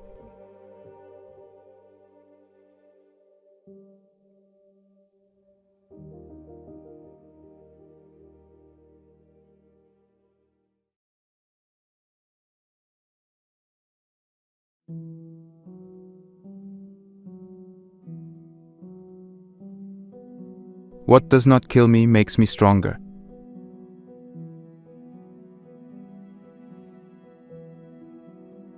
Nietzsche's profound assertion captures the essence of his philosophy on the human condition, struggle, and personal growth.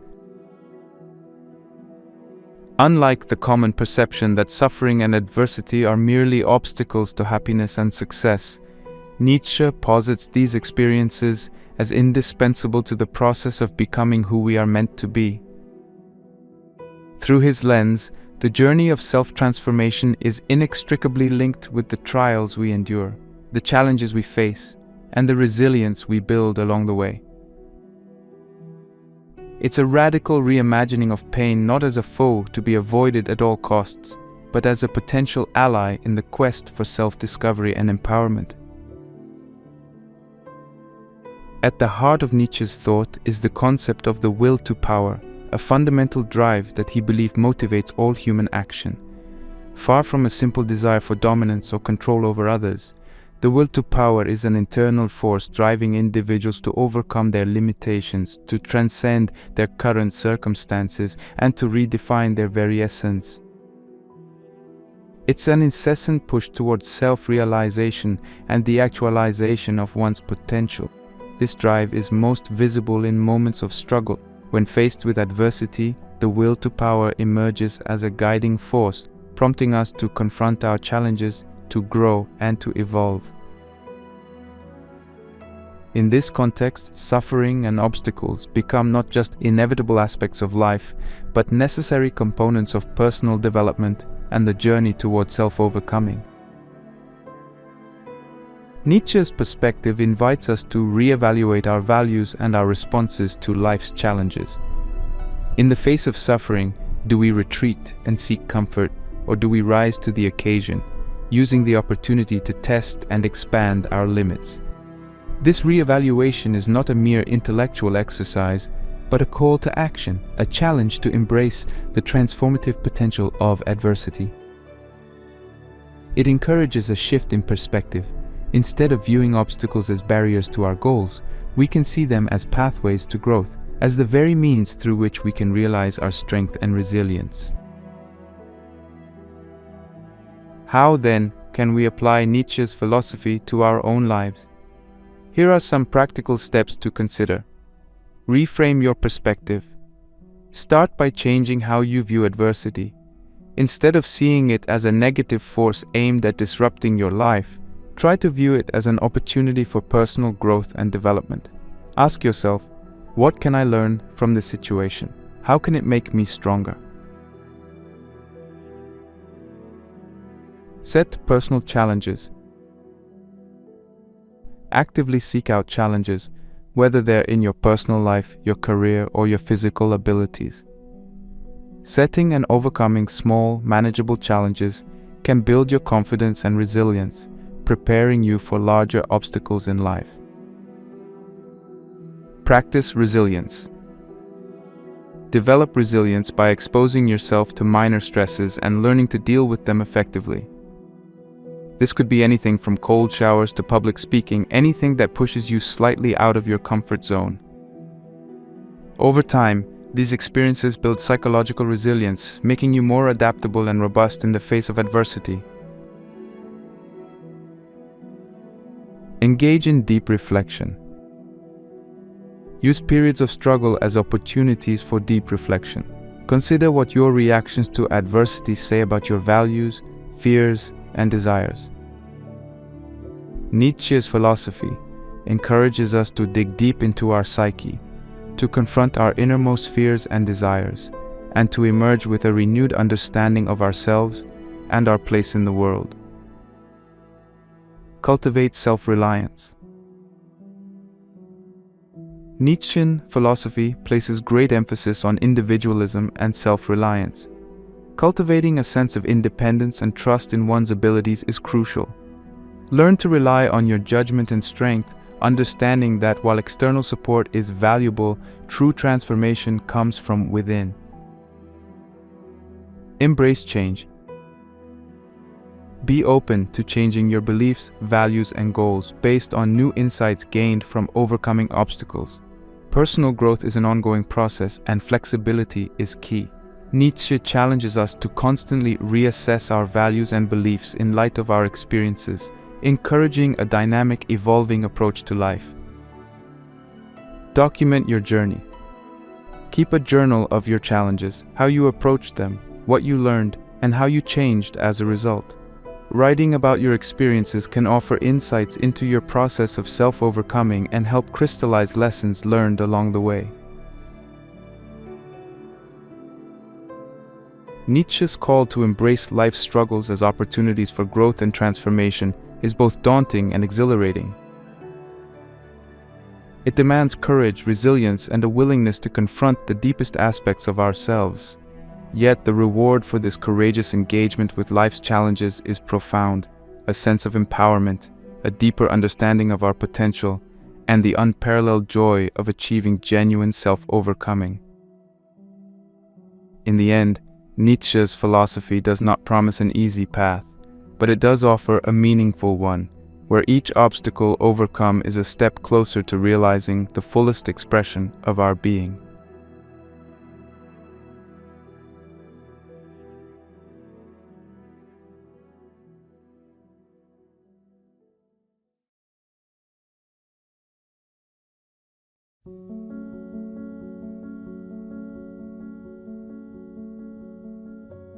When we are no longer able to change a situation, we are challenged to change ourselves. Viktor Frankl's profound insight into the human condition and our relentless quest for meaning forms the bedrock of his psychological theory, logotherapy. At its core, logotherapy posits that the fundamental drive of human beings is not pleasure, as Freud suggested, or power, as Adler theorized, but the pursuit of what Frankl terms meaning. According to Frankl, life's meaning can be discovered in every moment, even in the most bleak and despairing circumstances. This perspective is not hypothetical, but forged in the crucible of Frankl's own experiences as a Holocaust survivor. His observations during this unimaginably harsh period led him to conclude that those who could find a sense of purpose in their suffering were far more resilient and capable of surviving the horrors they faced. Frankl's theory challenges us to look beyond our immediate circumstances and to find a deeper sense of purpose in our actions and existence. He introduces the concept of the existential vacuum, a state of feeling utterly void of meaning, which he observed as increasingly common in modern society. This state often manifests as a deep sense of malaise, boredom, and even depression, stemming from a lack of direction and purpose in life.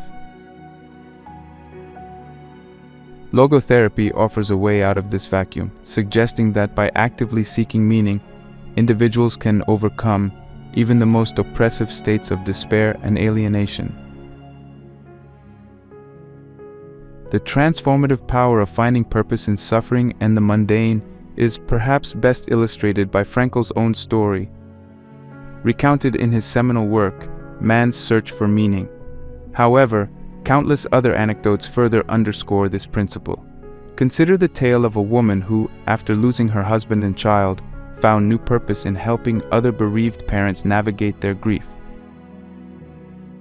Or the story of a man diagnosed with a terminal illness who decided to spend his remaining days advocating for research and support for others with the same condition.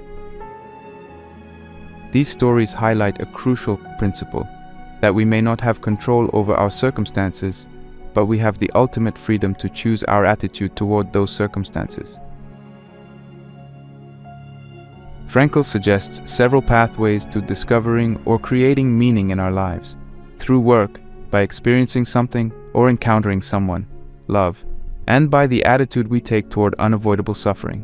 Each of these paths offers a different avenue through which individuals can find a profound sense of purpose and fulfillment.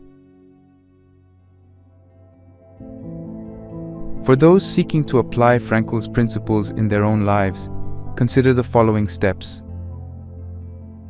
Reflect on what truly matters. Start by reflecting on the moments in your life when you felt most alive or fulfilled. What were you doing? Who were you with? These moments can offer clues to what gives your life a sense of purpose and direction. Set goals that reflect your values. Create goals that are aligned with your deepest values, not just societal expectations or external pressures. These should be goals that challenge you to grow and contribute to something beyond yourself. Find purpose in suffering. If you're facing a situation that cannot be changed, ask yourself how you can grow from this experience. Can this suffering be transformed into a learning opportunity or a chance to develop strength and compassion? Even the most painful experiences can contribute to our personal development if approached with the right mindset. engage in acts of kindness. Regularly engaging in small acts of kindness can provide immediate and tangible meaning.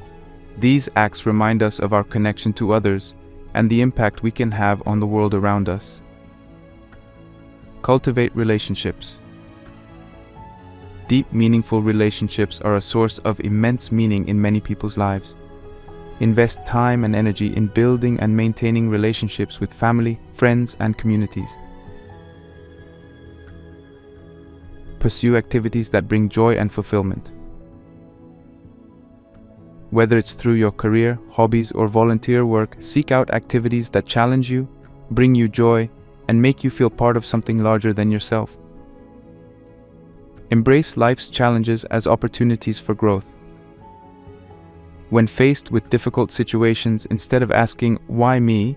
try asking, "What can I learn from this?" This shift in perspective can transform challenges into opportunities for finding new meaning and purpose. Frankl's logotherapy teaches us that the search for meaning is an intrinsic part of the human experience. It's a dynamic process that continues throughout life, evolving as we face new challenges, experiences, and stages of life. This quest for meaning is not only a route to personal fulfillment, but also a powerful antidote to despair, providing the strength and resilience needed to navigate life's inevitable trials. By adopting Frankl's perspective, we open ourselves up to the possibility of transformation, finding deep and lasting meaning in the tapestry of life, with all its pain, joy, and mundane moments.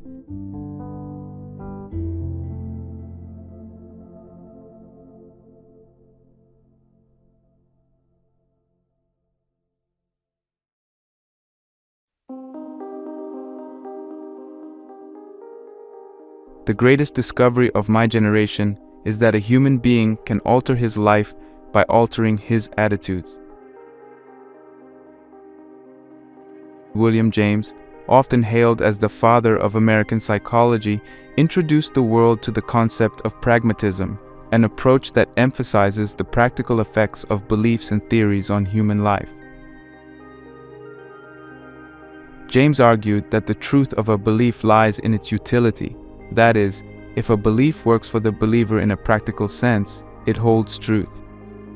This perspective extends profoundly into the realm of personal beliefs and attitudes, suggesting that by changing our foundational beliefs about ourselves and the world, we can significantly alter our reality. James's insight into the power of belief underscores a transformative principle. Our attitudes shape our experiences, our responses to life's challenges, and ultimately the course of our lives. The essence of James's argument lies in the understanding that our beliefs about our capabilities, our worth, and our potential directly influence our actions and behaviors. When we believe we are capable of overcoming obstacles, we are more likely to face challenges with resilience and determination. Conversely, if we harbor doubts about our abilities or view the world through a lens of pessimism, we may hesitate to take risks or pursue opportunities, thus limiting our potential for growth and achievement. Consider the case of a young student who struggles with mathematics. If she adopts the belief that she is inherently bad at math, this attitude may deter her from engaging with the subject, practicing, or seeking help. Her belief becomes a self-fulfilling prophecy, as her avoidance and lack of practice only serve to reinforce her struggles. However, if she changes her mindset, recognizing that math skills can be developed with effort and perseverance, she might approach the subject with renewed vigor, leading to improved performance and a deeper understanding. This example illustrates James's notion that our beliefs about ourselves can constrict or expand our possibilities. Further supporting this concept are numerous studies and anecdotes from the fields of positive psychology and self-improvement. One notable example is the growth mindset research conducted by Carol Dweck, which aligns with James's theories. Dweck's work demonstrates that individuals who believe their talents and abilities can be developed through hard work, good strategies, and input from others are more likely to achieve success than those who see their qualities as fixed traits. This growth mindset echoes James's assertion about the transformative power of belief and attitude, providing a robust framework for understanding how altering our beliefs can lead to significant changes in our behavior and life outcomes. Implementing James's principles in our lives requires a conscious effort to examine and, when necessary, shift our attitudes and beliefs. This process can be facilitated through several practical steps. Self-reflection. Regularly take time to reflect on your beliefs and attitudes, particularly those that relate to your self-concept and your perceptions of your abilities. Ask yourself whether these beliefs are empowering or limiting. Challenge negative beliefs. When you identify beliefs that limit your potential, challenge them. Ask for evidence that supports these beliefs and consider counterexamples. Reflect on past successes and accomplishments that contradict limiting beliefs. Cultivate positive beliefs. Actively work to replace limiting beliefs with empowering ones. Use affirmations, visualization, and positive self-talk to reinforce beliefs in your capabilities and worth. Adopt a growth mindset. Embrace the idea that your abilities and intelligence can be developed through dedication and hard work. View challenges as opportunities to learn and grow rather than threats to your self-esteem. Mindfulness and meditation. Practices like mindfulness and meditation can help you become more aware of your thought patterns, including your beliefs and attitudes. This increased awareness can be the first step in changing negative or limiting beliefs. Seek inspirational stories. Look for stories of individuals who have overcome challenges and achieved their goals through perseverance and a positive attitude. These stories can inspire you to adopt a similar mindset and approach to your own challenges. By applying these strategies, we can begin to shift our attitudes and beliefs in ways that open up new possibilities for our lives. William James's insight into the power of belief not only illuminates the profound impact our attitudes have on our reality, but also offers a roadmap for personal transformation.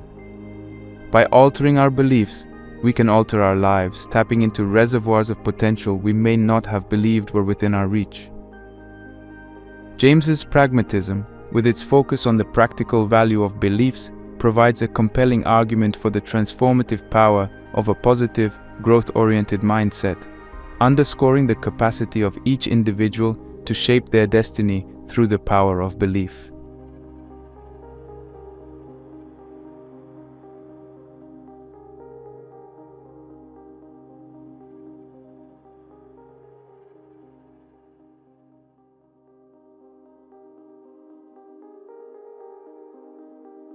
Freedom is what you do with what's been done to you. Jean-Paul Sartre, a towering figure in existential philosophy, posited that humans are condemned to be free. That is, we are thrust into existence without a predetermined essence or purpose, leaving us with the profound responsibility to define ourselves through our choices and actions.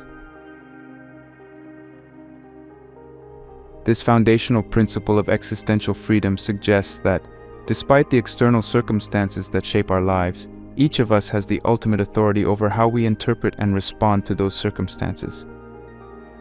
Our essence, Sartre argues, is not something we are born with, but something we create through our actions. This view of human freedom is both liberating and burdensome, offering infinite possibilities for self-definition, while also placing the weight of our authenticity squarely on our shoulders. Central to Sartre's exploration of freedom is the concept of bad faith, a form of self-deception or the denial of one's freedom through the abdication of personal responsibility. Bad faith occurs when individuals fool themselves into believing that they have no choice but to act in a certain way, attributing their actions to external pressures or innate characteristics rather than acknowledging them as choices. For example, someone might stay in an unfulfilling job or relationship, by convincing themselves that they have no other options, thus denying their freedom to choose a different path. Sartre sees this evasion of freedom and responsibility as a betrayal of one's true nature, as it involves lying to oneself about the reality of one's situation and the scope of one's freedom. The antidote to bad faith, according to Sartre, is authenticity, which involves acknowledging one's radical freedom and accepting the responsibility that comes with it. Living authentically means recognizing that we are the architects of our lives, responsible for our choices and their consequences. This acknowledgement forces us to confront the fact that if we are unhappy or unfulfilled, it is within our power to change our circumstances by making different choices. Embracing this level of responsibility can be daunting, as it leaves no room for excuses or blame. Yet, it is also profoundly empowering, as it affirms our ability to shape our destiny and live in accordance with our true values and desires. To embrace existential freedom and live authentically, consider the following steps. Reflect on your choices. Regularly take time to reflect on your life choices and ask yourself whether they are truly reflective of your values and desires. Are there areas where you are living in bad faith, denying your freedom by attributing your choices to external factors? Acknowledge your freedom. Recognize that in most cases you have the freedom to make different choices. Even in situations where your options are limited, you can choose your attitude and response. Accept responsibility. With the acknowledgement of freedom comes the responsibility for your choices and their outcomes. Embrace this responsibility, knowing that it empowers you to shape your life's direction. Define your values. Understand what is genuinely important to you. Defining your values can guide your decisions and ensure that your actions are aligned with your authentic self. Pursue authenticity. Strive to live in a way that is consistent with your true self. This may involve making difficult decisions or changes in your life, but authenticity leads to a more fulfilling existence. Seek understanding. Engage in continuous self-exploration and strive to understand your motives, fears, and desires.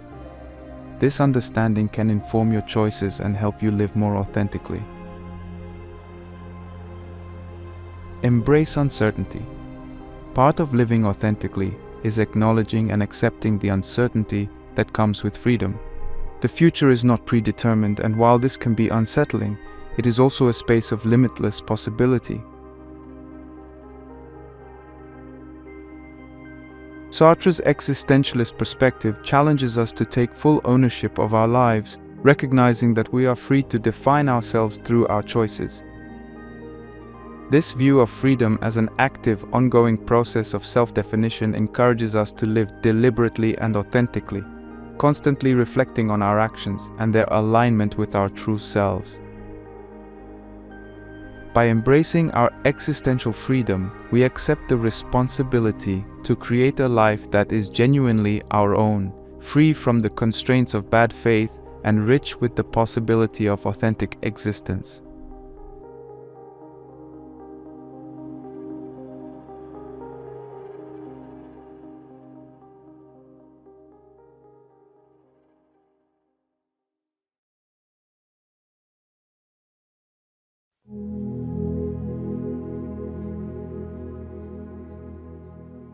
As we journey through the landscapes of psychology and philosophy, exploring the profound insights of Carl Jung, Friedrich Nietzsche, Viktor Frankl, William James, and Jean-Paul Sartre, a mosaic of self-transformation emerges.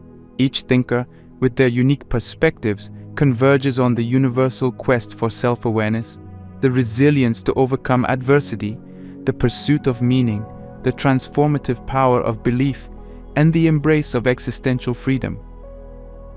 Together, they construct a framework for understanding the multifaceted process of becoming our fullest selves. Jung invites us into the depths of our psyche, highlighting the necessity of confronting and integrating our shadow for greater self-awareness and wholeness. Nietzsche champions the strength found in adversity, urging us to re-evaluate our values and harness our will to power as a catalyst for growth. Frankl illuminates the path to finding profound meaning in life, even in the bleakest circumstances, offering purpose as a beacon through suffering. James reveals the profound impact of our beliefs and attitudes on our reality, advocating for the adoption of a mindset that opens doors to new possibilities. Sartre, with his existentialist clarion call, demands that we recognize our radical freedom to define our essence through our actions, challenging us to live authentically in the face of life's inherent ambiguities. This journey of self-transformation is not a passive voyage, but an active engagement with the very fabric of our being. It requires a willingness to delve into our life story, to wrestle with our challenges, and to emerge not just unscathed, but transformed. The journey is fraught with moments of discomfort, uncertainty, and even pain, but these are the crucibles within which our true selves are forged. To embark on this path is to embrace a lifelong commitment to growth, exploration, and self-discovery. It is to accept the invitation to craft a life that is not just endured, but lived deeply, richly, and with purpose. As we navigate this journey, let us draw strength from the wisdom of those who have walked before us, using their insights as a compass to guide our way. Let this exploration of psychology and philosophy be a beacon for those seeking to transcend the ordinary, to find harmony within, and to sculpt a life of profound meaning and fulfillment. You possess within you the power to transform your mind and, in doing so, transform your life. May you approach this endeavor with courage, openness, and an unyielding resolve to become the architect of your destiny. It's crucial to remember that the path of self-transformation is uniquely yours. It is a road paved with personal victories and insights, illuminated by the light of your own spirit. Let the stories and teachings of these great thinkers inspire you, but let your own experiences, reflections, and inner wisdom chart your course.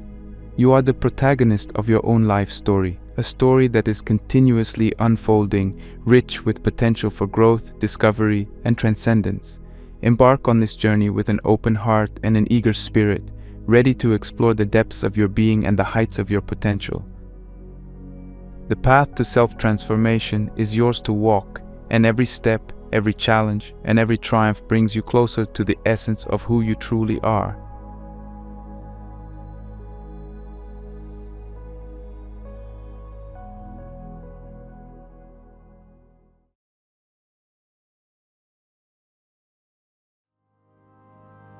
Have you ever noticed how sometimes the less you care, the more you achieve?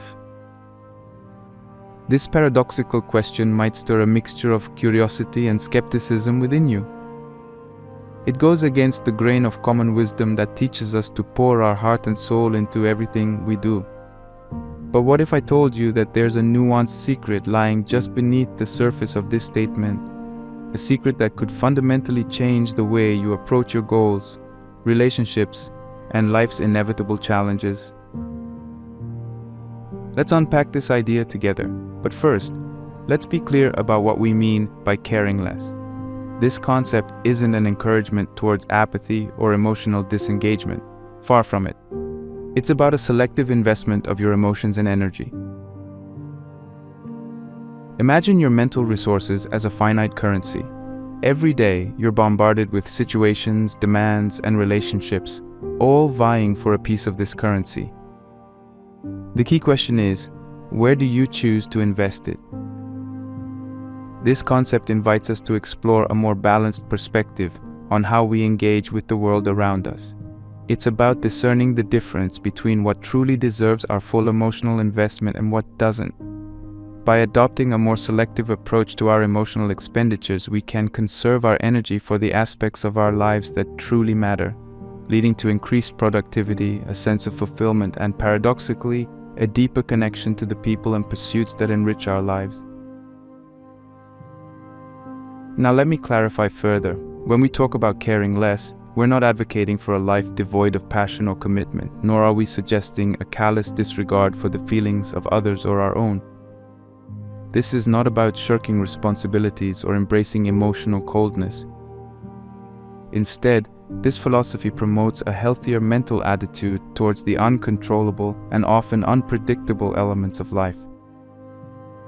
It's about cultivating a state of emotional resilience that allows us to face life's ups and downs with a sense of calm and stability. Consider for a moment the countless times you've found yourself entangled in worries and anxieties about things beyond your control. Whether it's the outcome of a project at work, the fluctuating dynamics of a relationship, or the incessant barrage of global crises presented in the media, it's easy to feel overwhelmed. This state of overengagement not only drains our mental and emotional reserves, but can also lead to a paradoxical decrease in our effectiveness and happiness. So how do we navigate this? The answer lies in developing an ability to detach from the external noise, to discern between what is within our power to change and what is not. This doesn't mean we stop caring about the world around us or striving for excellence in our endeavors. Rather, it's about approaching life with a sense of inner peace and equanimity, knowing that our worth isn't dictated by external outcomes or the opinions of others. By learning to care less about the things that drain us, we open ourselves up to a more focused, productive, and serene existence. We allow ourselves the mental and emotional space to pursue our goals with clarity and purpose. And perhaps most importantly, we create room in our hearts for the people and passions that truly matter, engaging with them more fully and meaningfully. This philosophy, though seemingly simple, is profound in its implications.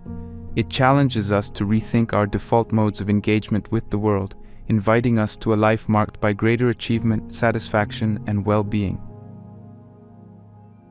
Let's delve deeper into this intriguing concept, exploring its philosophical underpinnings, psychological benefits, and practical applications in the journey towards a more balanced and fulfilling life.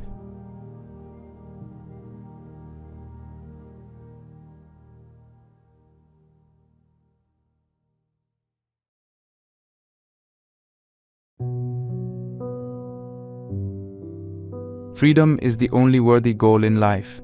It is won by disregarding things that lie beyond our control.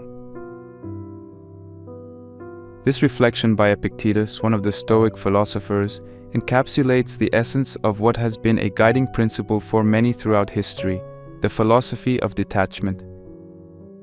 It is a concept that threads through the teachings of Marcus Aurelius, through the serene insights of Buddhism, to the harmonious teachings of Taoism. Each, in its own right, provides a map to navigate the complexities of life, not by anchoring us to a rigid set of outcomes, but by teaching us the art of emotional resilience and the value of focusing on what truly lies within our control. Marcus Aurelius, a Stoic philosopher and a Roman emperor, encapsulated the essence of Stoicism in his Meditations, which serve as personal reminders on the importance of self-discipline, integrity, and action in accordance with nature. Stoicism teaches us that while we cannot control external events, we can control our reactions to them. Aurelius's reflections urge us to examine our impressions of events, stripping them of any added emotional weight or judgment, to see them for what they truly are. This detachment from the non-essential allows us to conserve our emotional energy, directing it towards what we can influence, our thoughts, our behaviors, and our efforts toward the common good. Similarly, Buddhism introduces the concept of non-attachment as a path to enlightenment. The Buddha taught that attachment to desires leads to suffering because desires are transient and ultimately unsatisfactory. The state of craving, whether for material possessions, relationships, or accolades, binds us to a cycle of desire and disappointment, as the nature of existence is change. Through mindfulness and meditation, Buddhism teaches us to observe our desires without clinging to them, allowing us to experience life more fully and joyfully without being ensnared by temporary pleasures or pains.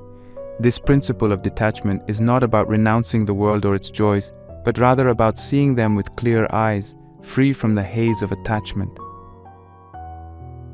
Taoism, with its emphasis on living in harmony with the Tao or the Way, offers a perspective on detachment that complements its philosophical counterparts. It teaches the value of wu-wei or non-action, which is not to be mistaken for inaction, but rather an action that is in flow with the natural course of events. It is a way of engaging with life that is effortless, not because effort is not made, but because it is made in alignment with the natural rhythms and patterns of the world. This approach to life encourages a form of detachment where one does not impose their will against the world, but rather moves with it, understanding that life is a series of changes and that resistance only causes struggle. The modern interpretation of these ancient teachings provides a compelling lens through which to view our contemporary lives.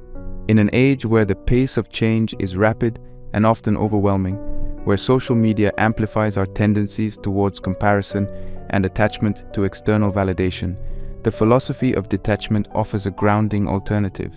By embracing even a modicum of detachment, we can navigate life's challenges with reduced stress and a greater sense of inner peace. This isn't to say we become disengaged or indifferent to the world around us. On the contrary, detachment, as taught by Stoicism, Buddhism, and Taoism, allows us to engage more fully with our lives, prioritizing our values and acting with intention and integrity. In practical terms, this can manifest as a reduced anxiety over outcomes we cannot control, whether they be the opinions of others, the success of a venture, or the myriad uncertainties that life presents. Instead, our focus shifts to our actions, our efforts, and the cultivation of our character. This shift not only reduces stress but also clarifies our priorities, leading us to invest our time and energy in what truly matters to us. The result is a more meaningful form of success, one that is measured not by external accolades, but by the authenticity of our lives and the depth of our contentment. The teachings of Marcus Aurelius, the Buddha, and Lao Tzu offer timeless wisdom on the value of detachment. They remind us that amidst the ebb and flow of life, our peace of mind and the quality of our engagement with the world hinge not on the external circumstances we find ourselves in, but on our internal stance towards those circumstances. As we navigate the complexities of modern life, these ancient philosophies invite us to consider a more detached approach, not as a means of disengagement, but as a path to a richer, more fulfilled existence.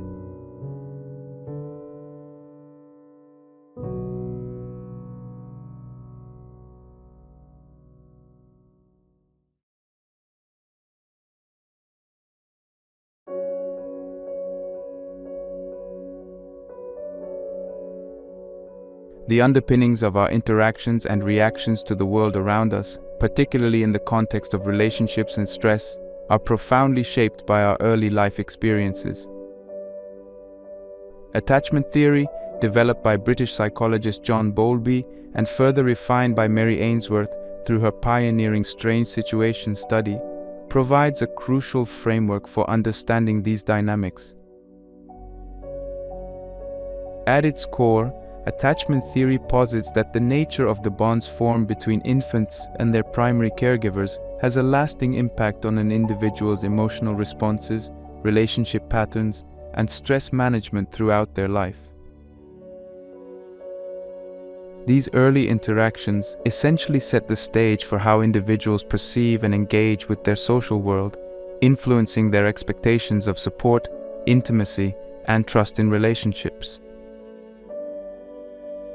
The theory categorizes attachment styles into secure, anxious, avoidant, and disorganized, each reflecting different patterns of behavior and thought processes in relation to closeness and emotional safety. This foundational concept of attachment has profound implications when exploring the psychological benefits of detachment. It's important to distinguish between emotional detachment as a healthy coping mechanism and as a form of avoidance or disconnection stemming from insecure attachment styles. In the positive sense, Emotional detachment refers to an individual's ability to maintain a sense of self and emotional equilibrium in the face of life's challenges. It allows for emotional involvement without being overwhelmed by the emotions or problems of others, fostering a space where one can engage with empathy and compassion while preserving one's mental health.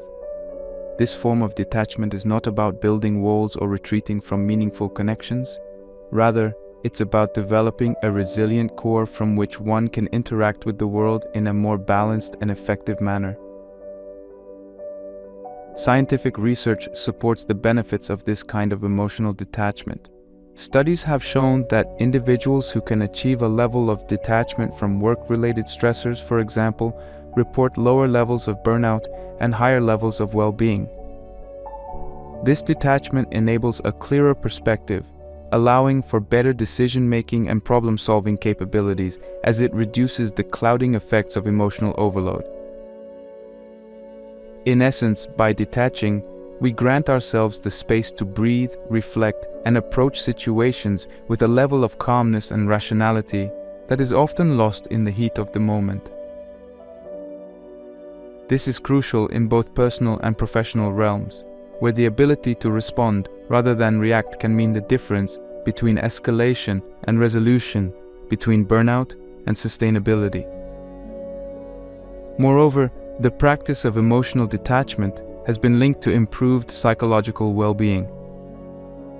It fosters an environment where individuals can face life's uncertainties and adversities with a sense of composure and confidence. The resilience built through this practice is not a matter of hardening oneself against emotions or connections, but rather cultivating a flexible strength that allows one to experience life fully without being unduly swayed by each passing storm. This resilience is particularly important in our current age, where the pace of life and the constant barrage of information can easily lead to feelings of overwhelm and anxiety. Emotional detachment, understood in this healthy, balanced way, acts as a buffer, enabling individuals to navigate these challenges with a steadier hand and a clearer mind. The psychological framework provided by attachment theory, combined with contemporary research on the benefits of emotional detachment, illuminates a path toward healthier ways of engaging with the world. It suggests that our capacity for meaningful detachment is, in many ways, shaped by our early attachment experiences. However, it also emphasizes that growth and change are possible at any stage of life. Through intentional practice and, in some cases, therapeutic intervention, individuals can work towards a secure base from which to explore the benefits of detachment. This involves learning to identify and regulate one's emotional responses, cultivating mindfulness and presence, and consciously practicing self-care and boundary setting. Understanding and applying these concepts of attachment and detachment can significantly enhance one's mental health and overall quality of life. It offers a way to hold space for oneself and others without losing oneself in the process. It teaches that true strength lies not in impassivity or emotional isolation, but in the ability to engage deeply yet mindfully, to care passionately yet selectively. In doing so, it provides a key not only to personal well-being, but to healthier, more resilient communities. As we continue to navigate the complexities of human relationships and the myriad challenges of modern life, the wisdom offered by a deeper understanding of attachment and the practice of healthy detachment remains ever relevant, guiding us towards a more balanced, fulfilling existence.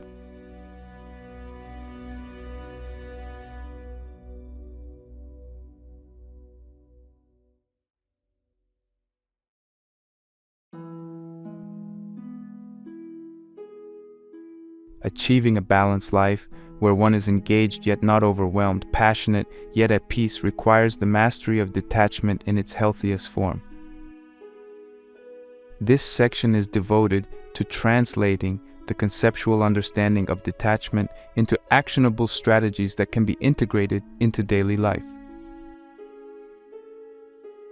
The journey towards healthier detachment begins with self-awareness, specifically identifying the aspects of our lives where our emotional investment might be tipping the scales towards negative impact, rather than fulfillment and growth. To start, one must take a step back and evaluate their emotional landscape with honesty and openness. Ask yourself, where do you feel a constant tension or anxiety? Is it in the relentless pursuit of career advancement, in the hypervigilance towards a partner's actions or feelings, or perhaps in the overly critical self-scrutiny tied to personal achievements or failures? Recognizing these areas of overattachment often requires peeling back layers of justification and facing uncomfortable truths about what we value and why. Reflection exercises, such as journaling about your day-to-day emotional responses to different aspects of your life or mapping out where you spend most of your emotional energy, can be illuminating. They offer a mirror to see where attachment is no longer serving you, but instead holding you back from experiencing life's full breadth and depth. With awareness comes the power to change. The following strategies are designed to foster a sense of detachment that is rooted in self-care and personal growth, rather than avoidance or indifference. Setting boundaries. The art of setting boundaries is fundamental to healthy detachment. Boundaries allow us to define where we end and others begin, what we are responsible for, and what lies beyond our control or obligation. In both personal and professional relationships, clear boundaries prevent the encroachment of others' expectations, demands, or emotions into our space, enabling us to interact with others from a place of self-respect and autonomy. Establishing boundaries can be as simple as saying no when a request infringes on your personal time, or as complex as renegotiating the dynamics of a relationship that has become overly demanding or codependent. The key is clarity, both in understanding your own limits and in communicating them to others. This clarity comes from introspection, understanding your values, priorities, and what you need to thrive. Setting boundaries is not a one-off task, but a continuous process of negotiation and reevaluation as relationships and circumstances evolve. Focusing on personal growth. One of the most effective ways to cultivate healthy detachment is by focusing on personal growth. This strategy is about redirecting emotional and mental energy from external attachments, be they people, achievements, or material possessions, towards internal development. Personal growth can encompass a wide range of activities, from pursuing new educational opportunities, picking up new hobbies, or deepening existing skills, to engaging in self-reflective practices like meditation, mindfulness, or therapy. The underlying principle is to invest in oneself in a way that enriches life beyond external validations or successes. This focus on personal growth fosters a sense of self-efficacy and intrinsic worth, which acts as a buffer against the vicissitudes of external circumstances. As we grow more comfortable and confident in our skin, our dependency on external sources for validation naturally diminishes, making way for a more detached and genuinely fulfilling engagement with the world.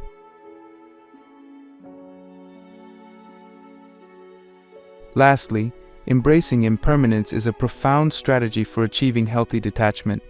This involves accepting change and uncertainty as inherent, unavoidable aspects of life. Rather than resisting or fearing change, this approach encourages us to lean into it, recognizing that change is not a harbinger of loss or disaster, but a natural part of life's rhythm. Strategies for embracing impermanence include practicing mindfulness, which trains the mind to stay present and find peace in the moment, without clinging to the past or fearing the future. It also involves consciously shifting our perspective to view change as an opportunity for growth and renewal, rather than a threat. This can be facilitated by regularly reflecting on past changes that, although initially daunting, led to positive outcomes or personal development. Cultivating gratitude for the transient beauty and lessons of each phase of life further reinforces this acceptance of impermanence. By embracing change as an integral part of the human experience, we reduce fear and anxiety about the future. enabling us to face life's uncertainties with equanimity and grace. Integrating these strategies into our lives doesn't happen overnight. It requires patience, persistence, and compassion towards oneself. The journey towards healthier detachment is, in many ways, a journey towards freedom. Freedom from the constraints of over-attachment. Freedom to live according to our values and priorities. And freedom to experience life in its fullness, with all its changes and uncertainties. As we embark on this journey, we not only achieve more in the external sense, through improved focus, decision-making, and productivity, but we also gain more internally in terms of peace.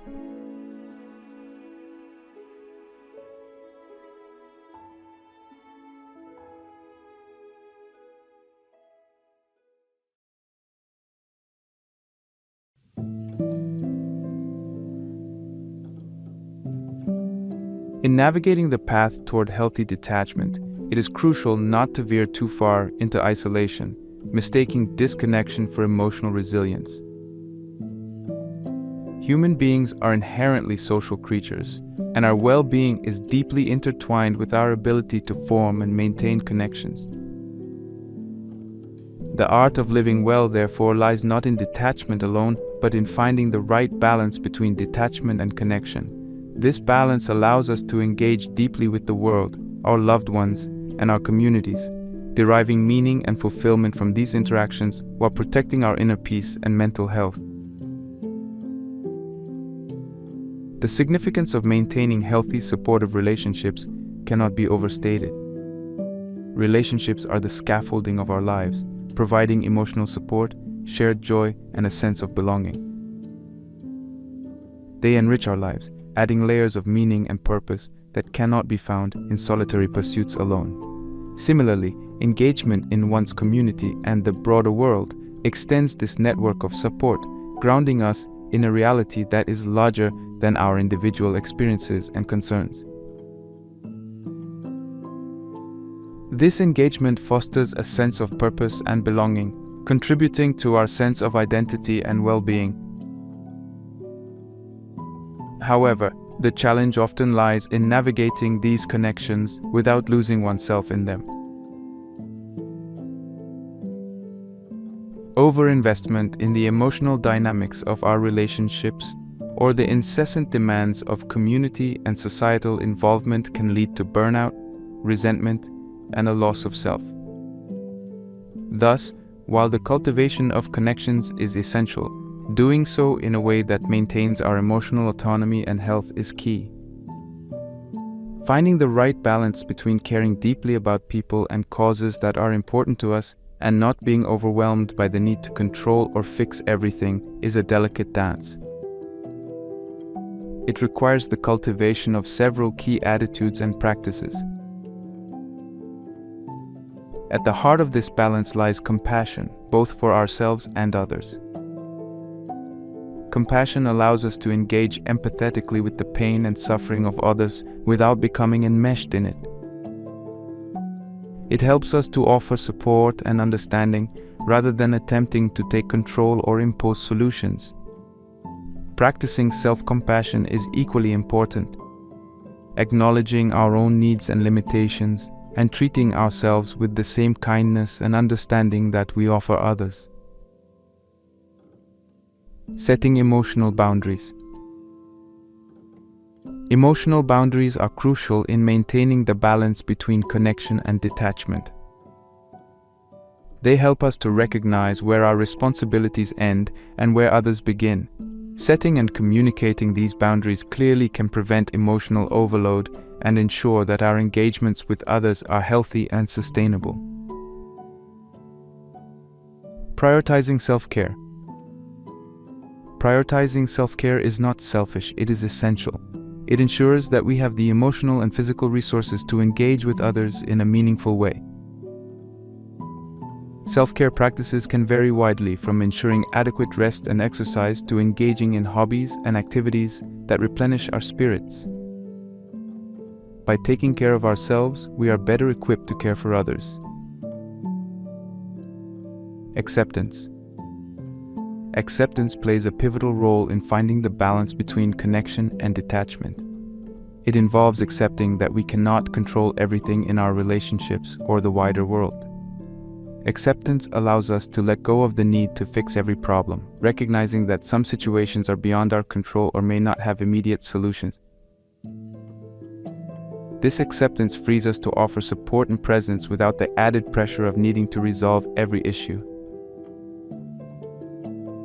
Engagement without attachment to outcome.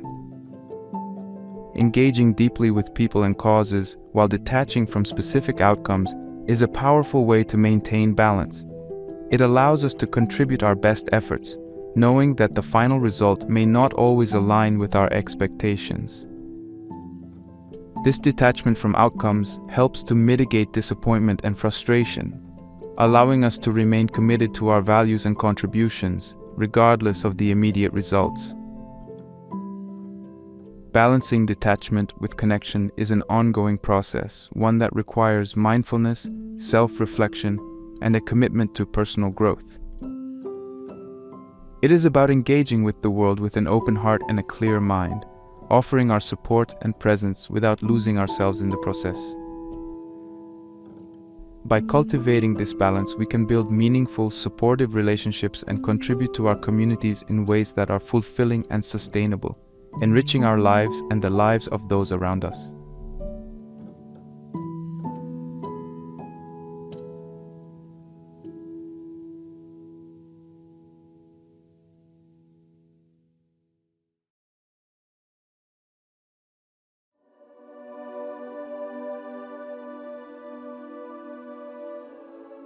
The philosophical journey towards understanding and implementing the principles of detachment and balance between engagement and disengagement has been illuminated by the lives and teachings of several historical figures. These philosophers, through their lived experiences and profound insights, have contributed significantly to human thought on navigating life's complexities with grace and resilience. Reflecting on the lives of Seneca, Lao Tzu, Marcus Aurelius, and others, we find not only a testament to the power of their philosophies, but also practical blueprints for leading a balanced and fulfilling life. Lucius Seneca, a Stoic philosopher, statesman, and playwright, lived in one of the most tumultuous periods of Roman history, serving as an advisor to Emperor Nero. Amidst the political intrigue and personal challenges, Seneca's writings on Stoicism emphasized the importance of tranquility, virtue, and wisdom.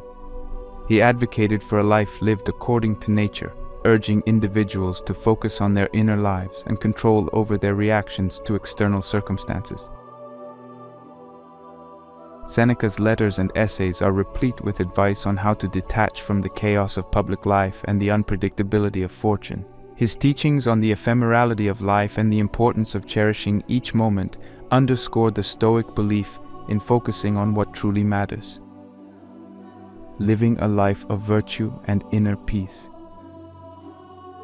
Seneca's ability to maintain his composure and philosophical integrity, even in the face of death, epitomizes the power of detachment from external events and the cultivation of an inner sanctuary of calm and reason. Lao Tzu, the legendary figure associated with the founding of Taoism and the authorship of the Tao Te Ching, offers another perspective on the art of living harmoniously. His philosophy emphasizes the principles of naturalness, simplicity, and the power of yielding over force. Lao Tzu's teachings on Wu Wei, or non-action, encourage a form of engagement with life that is effortless and in tune with the Tao, the fundamental nature of the universe. This approach advocates for a detachment from rigidly imposed goals and the societal pressures that lead to unnecessary strife and complexity. Instead, it calls for an alignment with the natural flow of life, recognizing the impermanent and ever-changing nature of the world. Lao Tzu's wisdom teaches us the importance of letting go of our attachments to outcomes and the illusion of control, encouraging a deep connection to the world through a stance of openness and flexibility. His contributions to human thought lie in this profound understanding of how to live in harmony with the natural world and the transient nature of existence.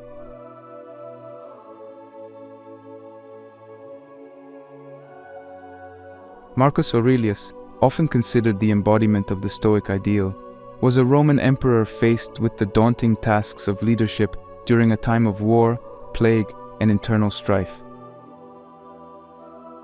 Despite the immense pressures of his role, his personal writings, collected in Meditations, reveal a man deeply committed to the principles of Stoicism.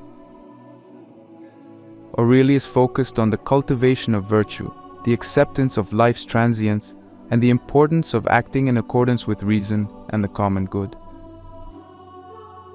His reflections on the ephemerality of life and power and the insignificance of worldly accolades in the face of nature's vastness underscore a profound detachment from external validations. Instead, Aurelius champions the value of internal peace, ethical action, and the serene acceptance of what cannot be changed. His legacy, as captured in Meditations, provides timeless guidance on how to maintain moral integrity and inner calm in the midst of life's challenges, emphasizing the importance of focusing on what truly matters, our character and actions in the present moment. These philosophical figures, each from distinct cultural and historical contexts, converge on a common insight: the significance of detachment from life's ephemeral concerns and a focused commitment to the values and principles that define a life well lived. Their teachings and lives offer compelling evidence of the transformative power of embracing impermanence, prioritizing inner development, and finding balance between engagement with the world and the cultivation of an inner realm of tranquility and wisdom. Through their examples, we learn not only the philosophical underpinnings of detachment and balance, but also the practical applications of these principles in navigating the complexities of human existence.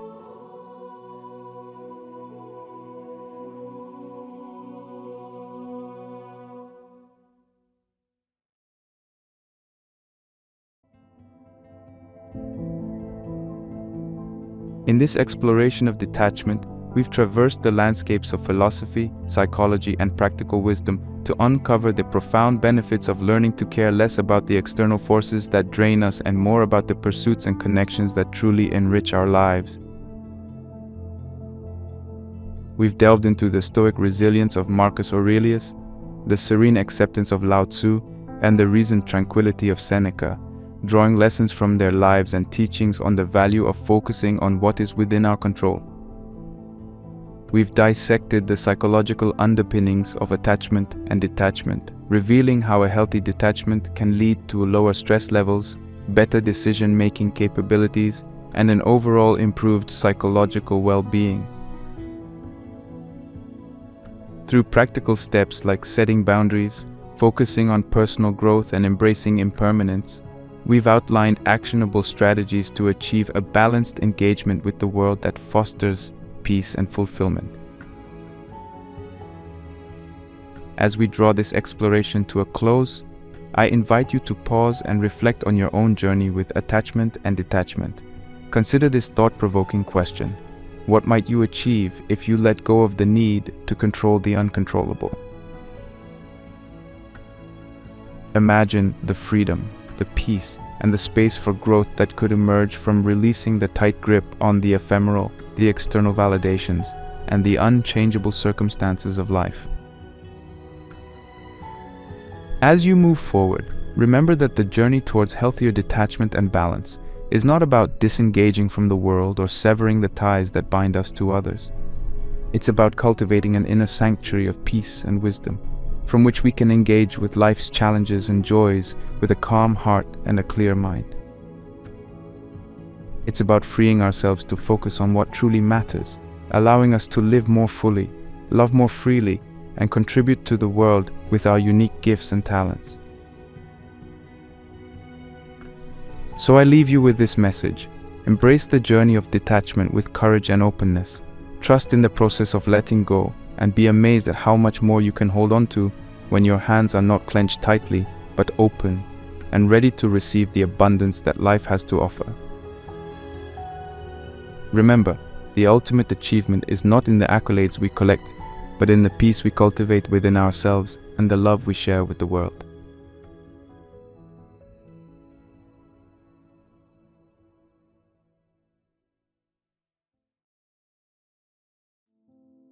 In an age where the mantra, "time is money," is echoed from the bustling streets of cities to the cluttered inboxes of our digital lives, the relentless pursuit of efficiency has quietly morphed into a relentless pursuit of exhaustion. Did you know that the average person makes over 35,000 decisions daily? From the moment we wake up to the moment we close our eyes, we are bombarded with choices, notifications, and deadlines, all vying for a slice of our ever-diminishing attention span. This relentless pace of modern life, while often celebrated as the hallmark of productivity and success, carries with it an unspoken toll, a surge in stress-related illnesses, a pandemic of mental health crises, and a creeping sense of disconnection from what truly matters.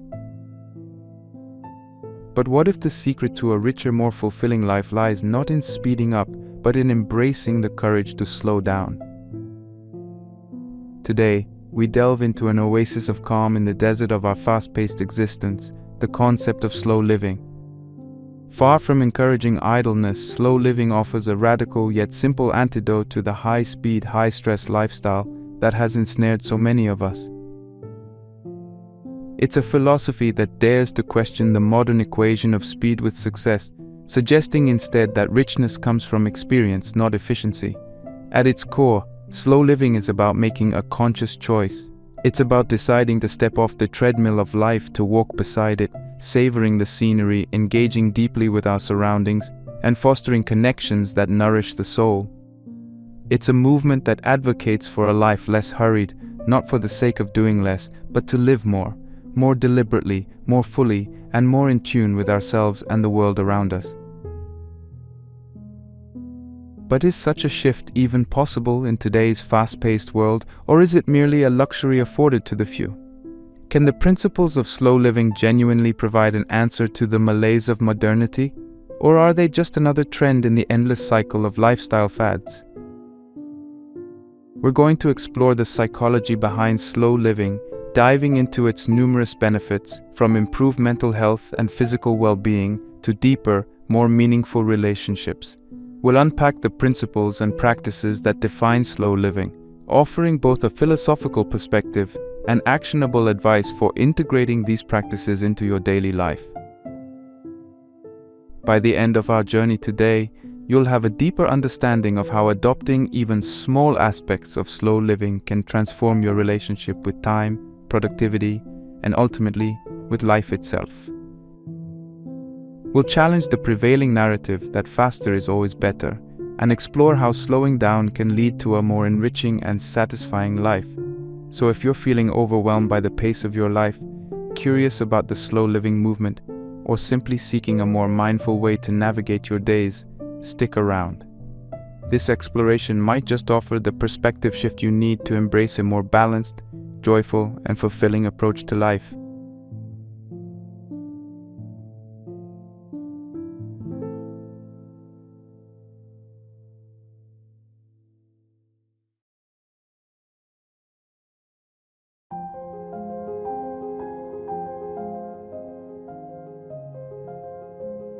In the swirl of our day-to-day existence, modern life seems to spin faster with each passing moment. This whirlwind is not just a feeling, but a reality that shapes our lifestyles, pushing us toward a horizon that seems perpetually out of reach. Imagine waking up to an alarm, jolting you out of sleep with a reminder that the race against time has begun. From the instant our feet touch the floor, we're on a treadmill set at an ever-increasing speed. This isn't just about physical motion, it's the relentless pursuit of productivity, efficiency, and connectivity that defines the essence of contemporary life. Our lifestyles have morphed into a high-definition, fast-forward version of life that prioritizes speed above all else. We live in an era where technology has blurred the lines between work and home, where emails, notifications, and digital tasks infiltrate every moment of our existence. The notion of being always on, has become a badge of honor, rather than a warning sign, with the digital world offering us infinite streams of information and entertainment at the tap of a screen. This constant connectivity, while revolutionary in how we communicate and access information, also means our minds are perpetually engaged, never truly resting, always processing. But at what cost does this speed come? The impact of living life in the fast lane is far-reaching, affecting our physical and mental health in ways that are becoming impossible to ignore. Studies and findings from across the globe paint a concerning picture. The relentless pace of modern life is leading to elevated levels of stress, anxiety, and burnout. It's as though the human body and mind, in their current evolutionary state, are not designed to handle the incessant demands placed upon them by a world that never sleeps. Stress, in particular, has become a ubiquitous companion for many. It's the body's natural response to challenges or demands, but in excessive amounts, it's anything but beneficial. Chronic stress can wreak havoc on our bodies, leading to high blood pressure, heart disease, diabetes, obesity, and a weakened immune system. Mentally, the toll is equally heavy, with increased risk of depression, anxiety, and insomnia. The irony is palpable. In our quest to live fuller, more productive lives, we've inadvertently tipped the scales, compromising our health and well-being. The concept of burnout, once reserved for the high-strung professionals of high-stakes industries, has now become a common plight across various sectors of the workforce. Characterized by extreme exhaustion, feelings of detachment, and a sense of ineffectiveness, burnout is the body and mind's cry for a halt, a desperate signal that the pace of life has exceeded our capacity to cope. And yet, amidst this dizzying pace, a counter-movement is emerging, one that champions the art of slowing down as a revolutionary act of self-care and rebellion against the societal norms that glorify speed. This movement, known as slow living, is not a call to abandon ambition or technology, but rather an invitation to reassess our relationship with time and productivity. It asks us to ponder a critical question. In our relentless pursuit of efficiency, what are we truly gaining and at what cost? As we delve deeper into the principles of slow living, we uncover a pathway not just to a more sustainable lifestyle, but to a more meaningful, fulfilling existence. It's a journey that requires us to confront the very foundations upon which we've built our lives, to question the metrics by which we measure success, and to dare to imagine a life where time is not an enemy, but a friend. This exploration is not just about slowing down for the sake of it. It's about discovering a rhythm of life that resonates with the core of our being, offering us a chance to live deeply rather than merely exist on the surface.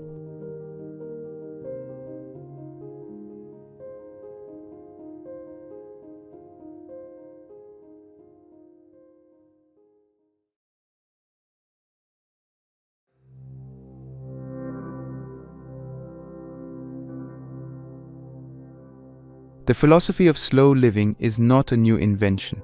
Rather, it's a return to principles that have guided human societies for centuries. This approach to life, which emphasizes balance, harmony, and alignment with nature's rhythms, draws heavily from ancient wisdom. Cultures across the world, from the East with its Zen Buddhism, Taoism, and the teachings of Confucius, to the Western philosophies of Stoicism and Epicureanism, have long preached the virtues of living in harmony with the natural world, practicing mindfulness, and finding satisfaction in the simple pleasures of life. These ancient teachings underscore the importance of a life well lived over one that is merely busy. They tell us that true fulfillment arises not from the accumulation of material wealth or the relentless pursuit of success, but from a deep engagement with the world around us, a celebration of the present moment, and an appreciation for the simple joys that life offers. Central to the philosophy of slow living are several core principles that challenge the frenetic pace of modern life, encouraging us instead to embrace a more measured, thoughtful approach to our days. Let's delve deeper into these guiding tenets. Mindfulness.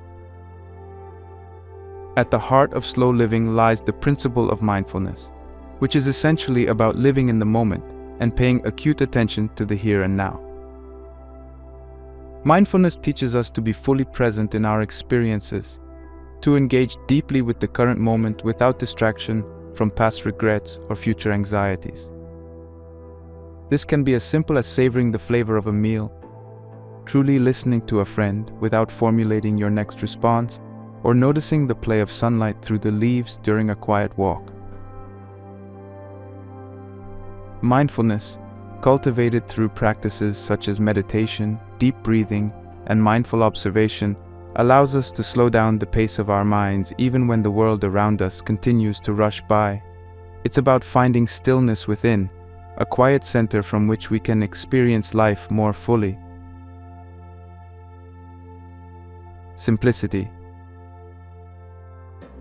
Another cornerstone of slow living is simplicity, which involves reducing clutter, not just physical clutter in our homes, but also the noise and distractions that fill our minds and lives. It's about identifying what's truly important and letting go of the rest. This principle is not about deprivation but about discernment, recognizing that more stuff, more commitments, and more stimuli do not necessarily lead to more happiness. On the contrary, simplicity can lead to a richer, more vibrant life by clearing space for what really matters. In practice, simplicity might mean decluttering our living spaces, limiting our engagements to those that truly add value to our lives, or reducing our consumption to focus on quality rather than quantity. Quality over quantity. This principle encourages us to value the quality of our experiences and possessions over sheer quantity. In a world where we're often urged to seek more goods, more experiences, more achievements, slow living invites us to find satisfaction in fewer but richer experiences. It's about choosing a handmade item that tells a story over a mass-produced one. Preferring a leisurely meal with loved ones over a hurried fast food bite. Or opting for one meaningful project at a time rather than multitasking between many. By focusing on quality, we engage more deeply with our choices, leading to greater fulfillment and appreciation for the craftsmanship, time, and effort behind the things we choose to bring into our lives. Connection. Finally, slow living emphasizes the importance of connection, deep, meaningful connections with people, with nature, and with ourselves. It recognizes that relationships are not sustained through likes and comments on social media, but through time spent together in conversation, shared experiences, and mutual support. Similarly, our connection to nature is rekindled not through screensavers and documentaries, but through direct, immersive experiences in the natural world. And our connection to ourselves is deepened not by constant busyness and distraction, but by quiet reflection, creative pursuits, and self-care. These connections are essential for a fulfilling life, providing us with a sense of belonging, peace, and joy. In embracing the principles of slow living, we're invited to step off the fast track and rediscover the rhythms that resonate with our deepest selves. It's a journey back to the basics, to the timeless truths that our ancestors understood well, that life's richest moments come not from the rush but from the pause, not from the quantity but from the quality, and not from noise but from silence. As we explore the philosophy of slow living further, we find it's not merely about slowing down for its own sake, but about making room for a more intentional, meaningful, and joyful life.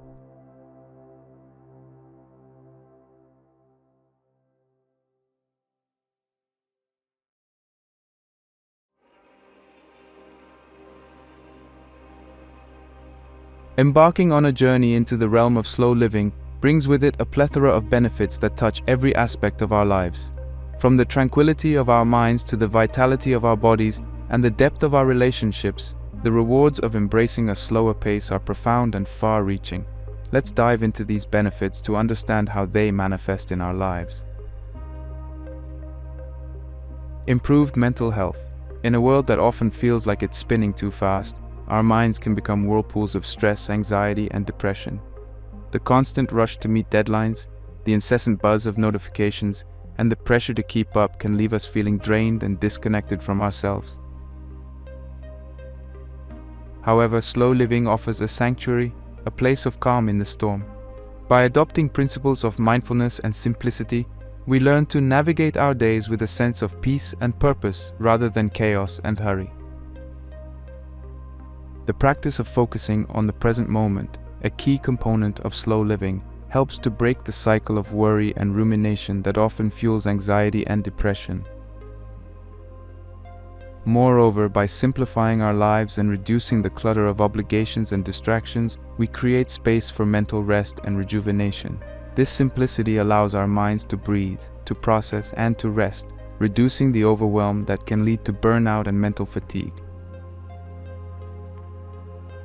In embracing slow living, we're not just doing less. We're giving our minds the gift of space, leading to greater clarity, creativity, and joy. Enhanced physical health.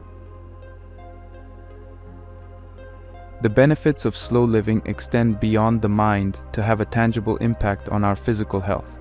The stress and fast pace of modern life don't just affect our mental well-being, they manifest in our bodies, contributing to a range of health issues. High blood pressure, heart disease, sleep disturbances, and weakened immune systems can all be exacerbated by a life lived in the fast lane. Slow living, with its emphasis on mindfulness, simplicity, and connection, offers a counterbalance to these pressures, promoting physical health and well-being. Engaging in slow, mindful practices, spending time in nature, and adopting a slower pace of eating can lead to lower blood pressure and reduced risk of heart disease. These practices encourage a state of relaxation and calm, allowing our bodies to shift from the stress-induced fight or flight mode to a restorative rest and digest state. This shift can improve heart health, enhance immune function, and support overall physical well-being.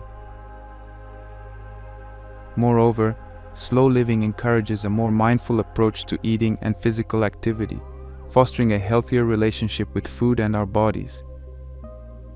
By taking the time to prepare and savor meals, we're more likely to make nutritious choices and enjoy the process of eating. Similarly, choosing physical activities that we genuinely enjoy, rather than those we feel we should do, can lead to a more sustainable and joyful approach to fitness. Deeper relationships. One of the most profound benefits of slow living is the way it transforms our relationships. In a fast-paced world, our interactions with others can become superficial and transactional, squeezed into the margins of our busy schedules. Slow living invites us to shift from quantity to quality, investing time and presence into our relationships. This principle of slow living fosters deeper, more meaningful connections with the people in our lives. By prioritizing quality time with family and friends, engaging in activities together without the distraction of screens or the pressure of time limits, we build stronger bonds and create lasting memories. Slow living encourages us to listen more deeply, communicate more openly, and show up more fully for the people we care about. These practices not only enrich our relationships, but also provide a sense of belonging and support that is essential for our mental and emotional well-being. Moreover, slow living extends to our relationship with the community and the natural world. It encourages us to engage with our local communities, whether through supporting local businesses, participating in community events, or volunteering. These connections strengthen our sense of place and contribute to a more cohesive, caring society. Similarly, by fostering a deeper connection with nature, slow living reminds us of our place in the larger web of life, inspiring a sense of awe and gratitude that enriches our spirit.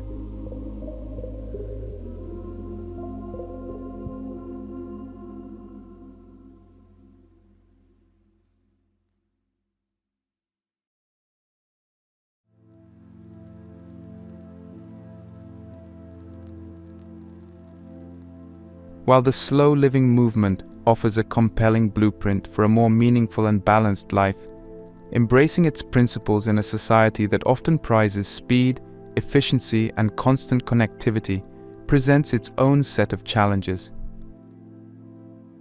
Moreover, criticisms regarding the movement's practicality and accessibility highlight important conversations about privilege and the universal applicability of slow living ideals. Practicality. The first hurdle many encounter when considering slow living is the perceived impracticality of adopting such a lifestyle in a fast-paced, productivity-driven society. For many people, the demands of work, family responsibilities, and societal expectations create a whirlwind of activity from which slowing down seems not only impractical, but almost unthinkable.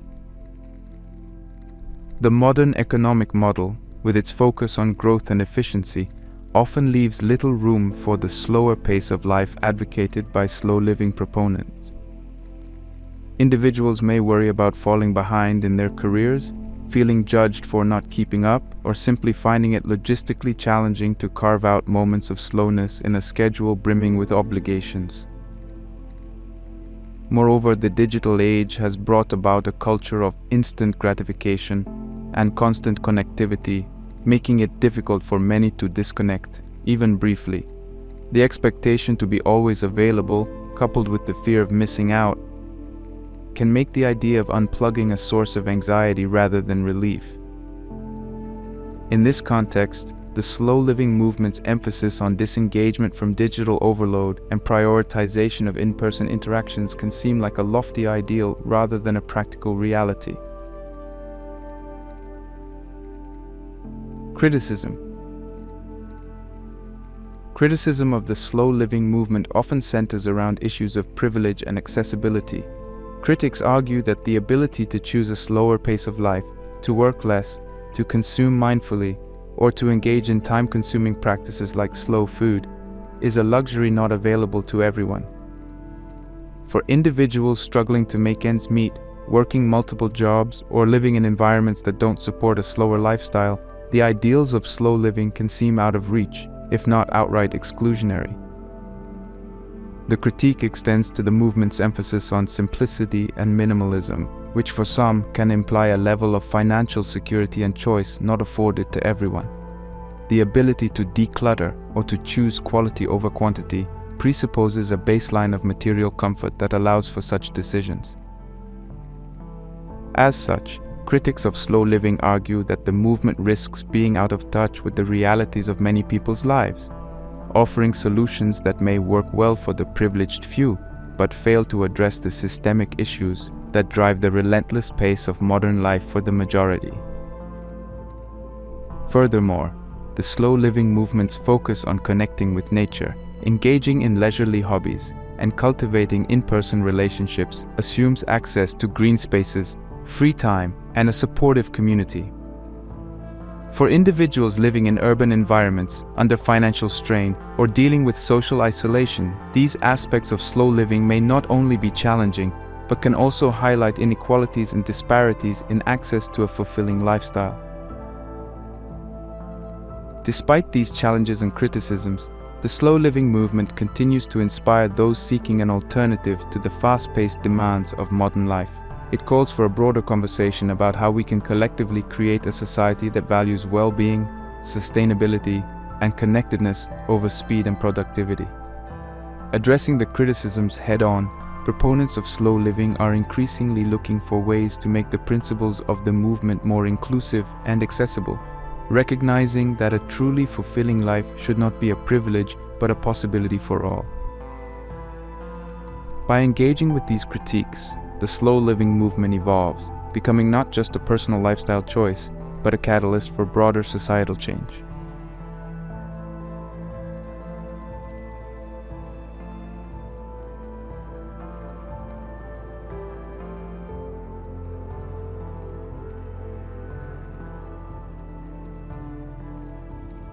Embracing the slow living movement doesn't mean you have to overhaul your entire life overnight.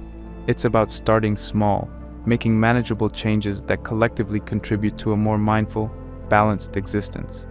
This gradual approach helps ensure that the transition is sustainable and enjoyable, rather than feeling like another overwhelming task on your to-do list.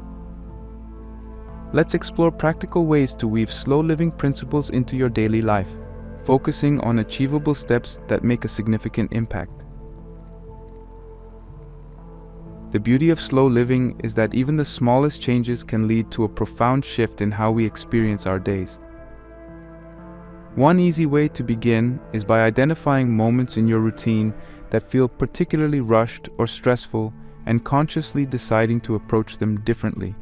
For instance, if mornings are a frantic race against the clock, try waking up just 15 minutes earlier to enjoy a quiet cup of tea or coffee before the day begins. This small adjustment can set a more peaceful tone for the entire day. Another approach is to single out one activity each day to perform slowly and with full attention. This could be eating a meal without the distraction of screens, taking a leisurely walk, or simply sitting quietly for a few minutes to breathe and reflect. The key is to be fully present during this time, allowing yourself to fully engage with the activity and the sensations it brings. These moments of slowness serve as daily reminders of the value of pacing ourselves and savoring life's simple pleasures. Mindfulness practices are at the heart of slow living, helping us to stay anchored in the present moment and reducing the pace of our internal dialogue. A great starting point for cultivating mindfulness is through regular meditation. Meditation doesn't have to be intimidating or time-consuming. Even a few minutes a day can make a difference. There are many free apps and online resources available to guide beginners through short, simple meditation sessions that can fit into even the busiest schedules. Another mindfulness practice is to conduct a daily mindfulness check-in at different points throughout the day. This involves pausing whatever you're doing to take a few deep breaths and notice your surroundings, your thoughts, and your feelings without judgment.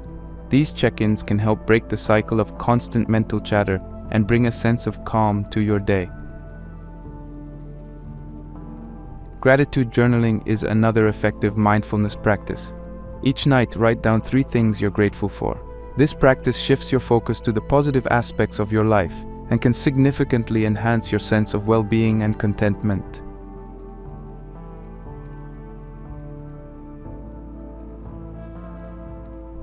Digital detox. In our hyper-connected world, technology plays a significant role in accelerating the pace of life. While digital devices offer incredible benefits, their constant presence can also contribute to stress, distraction, and a feeling of being perpetually on. Implementing a digital detox, even in small doses, can help mitigate these effects and foster a slower, more intentional lifestyle. One simple strategy is to designate certain times of the day as screen-free moments. Meal times, for example, offer a perfect opportunity to disconnect from devices and connect with others or simply enjoy your food. Another approach is to establish screen-free zones in your home, such as the bedroom, to encourage better sleep and more tranquil spaces.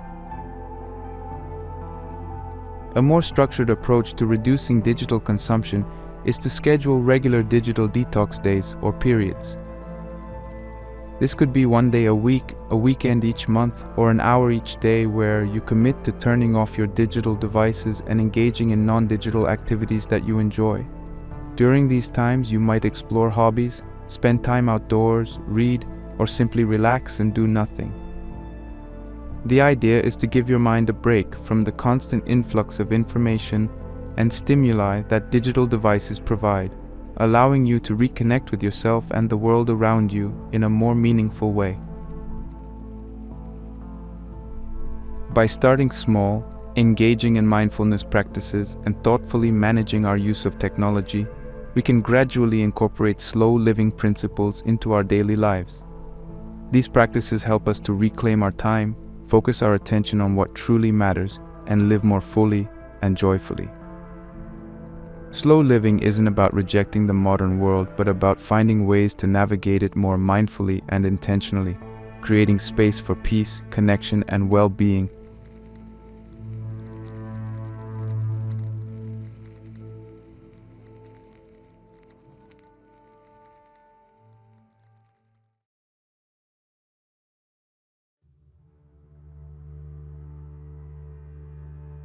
The philosophy of slow living, while not explicitly formulated in the writings of ancient philosophers or even early psychologists, resonates deeply with many of their teachings and perspectives. Let's explore how the thoughts of renowned philosophers and psychologists align with the principles of slow living, each accompanied by a relevant quote that encapsulates their viewpoint. Carl Jung, The Importance of Self-Reflection. Who looks outside, dreams. Who looks inside, awakes. Carl Jung's work on the importance of self-reflection and the journey towards self-awareness offers a profound psychological foundation for the principles of slow living. Jung believed that by turning our gaze inward, we embark on a path of individuation, a process of self-discovery and integration that leads to psychological wholeness. This introspective journey is not unlike the slow living ethos, which encourages a mindful examination of our lives, choices, and the pace at which we move through the world. Jung's emphasis on the unconscious and the symbols that arise from it underscores the depth of understanding and insight we can gain from moments of quiet reflection and stillness. Slow living, with its encouragement to pause and reflect, mirrors Jung's belief in the transformative power of looking within to find balance, purpose, and a deeper connection to our authentic selves. In this way, the slow living movement can be seen as a contemporary application of Jung's ideas, inviting us to awaken to our true potential by slowing down and paying attention to the inner workings of our minds and hearts. Seneca, The Value of Time. It is not that we have a short time to live, but that we waste a lot of it. Life is long enough, and a sufficiently generous amount has been given to us for their highest achievements, if it were all well invested. Seneca's reflections on time and the importance of living wisely resonate deeply with the slow living philosophy. The Stoic philosopher's assertion that the problem is not the brevity of life, but rather our misuse of it, challenges us to reconsider our relationship with time. Slow living responds to this challenge by advocating for a more intentional and considered approach to how we spend our days. By choosing to slow down, prioritize depth over speed, and cultivate mindfulness in our daily activities, we align with Seneca's wisdom. The slow living movement encourages us to invest our time in what truly matters, to savor life's experiences, and to live in accordance with our values. Seneca's perspective reminds us that the richness of life is not diminished by its length, but by our failure to live it fully and consciously. Slow living, then, can be seen as a practical application of Stoic principles, a way to ensure that our time is well spent and our lives well lived. Henry David Thoreau, Simplifying Life. I went to the woods because I wished to live deliberately, to front only the essential facts of life and see if I could not learn what it had to teach, and not, when I came to die, discover that I had not lived. Henry David Thoreau's experiment in simple living at Walden Pond is a seminal example of the principles that underpin slow living. Thoreau sought to strip away the non-essentials, to live in harmony with nature, and to discover the essence of a life well lived. His deliberate choice to embrace simplicity and mindfulness in the pursuit of deeper understanding and connection with the natural world mirrors the slow living ethos. Thoreau's advocacy for simplicity, self-reliance, and mindfulness offers valuable lessons for those drawn to slow living. By reducing the clutter, both physical and mental, that occupies our lives, we can focus more fully on the present moment and on the aspects of life that truly enrich us. Thoreau's journey challenges us to question the societal norms that equate success with accumulation and busyness with importance. In embracing the lessons of Walden, the slow living movement calls us back to the basics, to a life that prioritizes depth, connection, and personal fulfillment over speed and superficiality. These perspectives highlight a common thread through the ages: the search for a meaningful, balanced, and reflective life. While the term slow living might not have been used, the essence of this philosophy permeates the teachings of many great thinkers, suggesting that the yearning for depth, connection, and mindfulness in life is a timeless pursuit.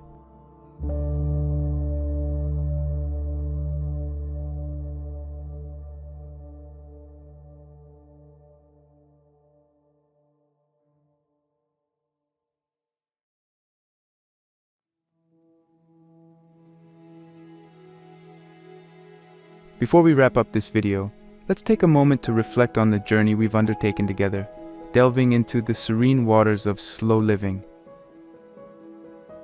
We began by painting a picture of the modern lifestyle marked by its relentless pace, constant connectivity, and the toll it takes on our mental and physical health.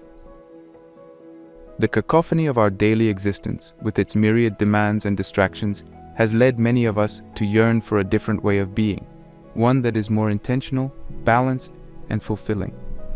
Into this fray stepped the philosophy of slow living, a gentle yet powerful countercurrent to the speed and noise of contemporary life. We explored its historical and philosophical roots, finding resonance with the teachings of great thinkers like Carl Jung, who invited us to look inward for awakening, Seneca, who reminded us of the true value of time, and Henry David Thoreau, who sought simplicity and deliberate living as the essence of existence. These perspectives, though centuries apart, converge on the profound realization that the quality of our lives is not determined by the speed at which we move through them, but by the depth of our engagement with the present moment. The benefits of embracing slow living are as varied as they are significant. From improved mental health, fostering a calm and resilient mind, to enhanced physical well-being and the deepening of our relationships, the rewards of decelerating our lives are both profound and pervasive. Yet, as we acknowledge, this path is not without its challenges and criticisms, particularly in a society that equates busyness with importance and productivity with worth. Despite these hurdles, the essence of slow living is not about retreating from the world, but about engaging with it more meaningfully. It's about making conscious choices that align with our deepest values and desires, rather than being swept along by the currents of societal expectation and digital overload. As we conclude, I invite you to pause and consider your own life. Where might you benefit from slowing down? What small, manageable changes can you make to introduce more moments of stillness, reflection, and connection into your days? The journey to slow living doesn't require grand gestures or radical life overhauls. It begins with a single step, a moment of pause, a deep breath. Let this exploration be a catalyst for your own exploration into slow living. Embrace the power of pause, the richness of reflection, and the beauty of connection that lies at the heart of this philosophy. As you venture forth, carry with you the wisdom of those who have walked this path before, the knowledge that slowing down is not about doing less, but about living more deeply, more fully, more truly. In the words of Mary Oliver, to pay attention, this is our endless and proper work. Let slow living be your invitation to pay attention to the life that unfolds around you and within you, every moment of every day. It's the path to a more vibrant, joyous, and meaningful existence. So take that step, embrace the slow, and awaken to the wonder of your own life.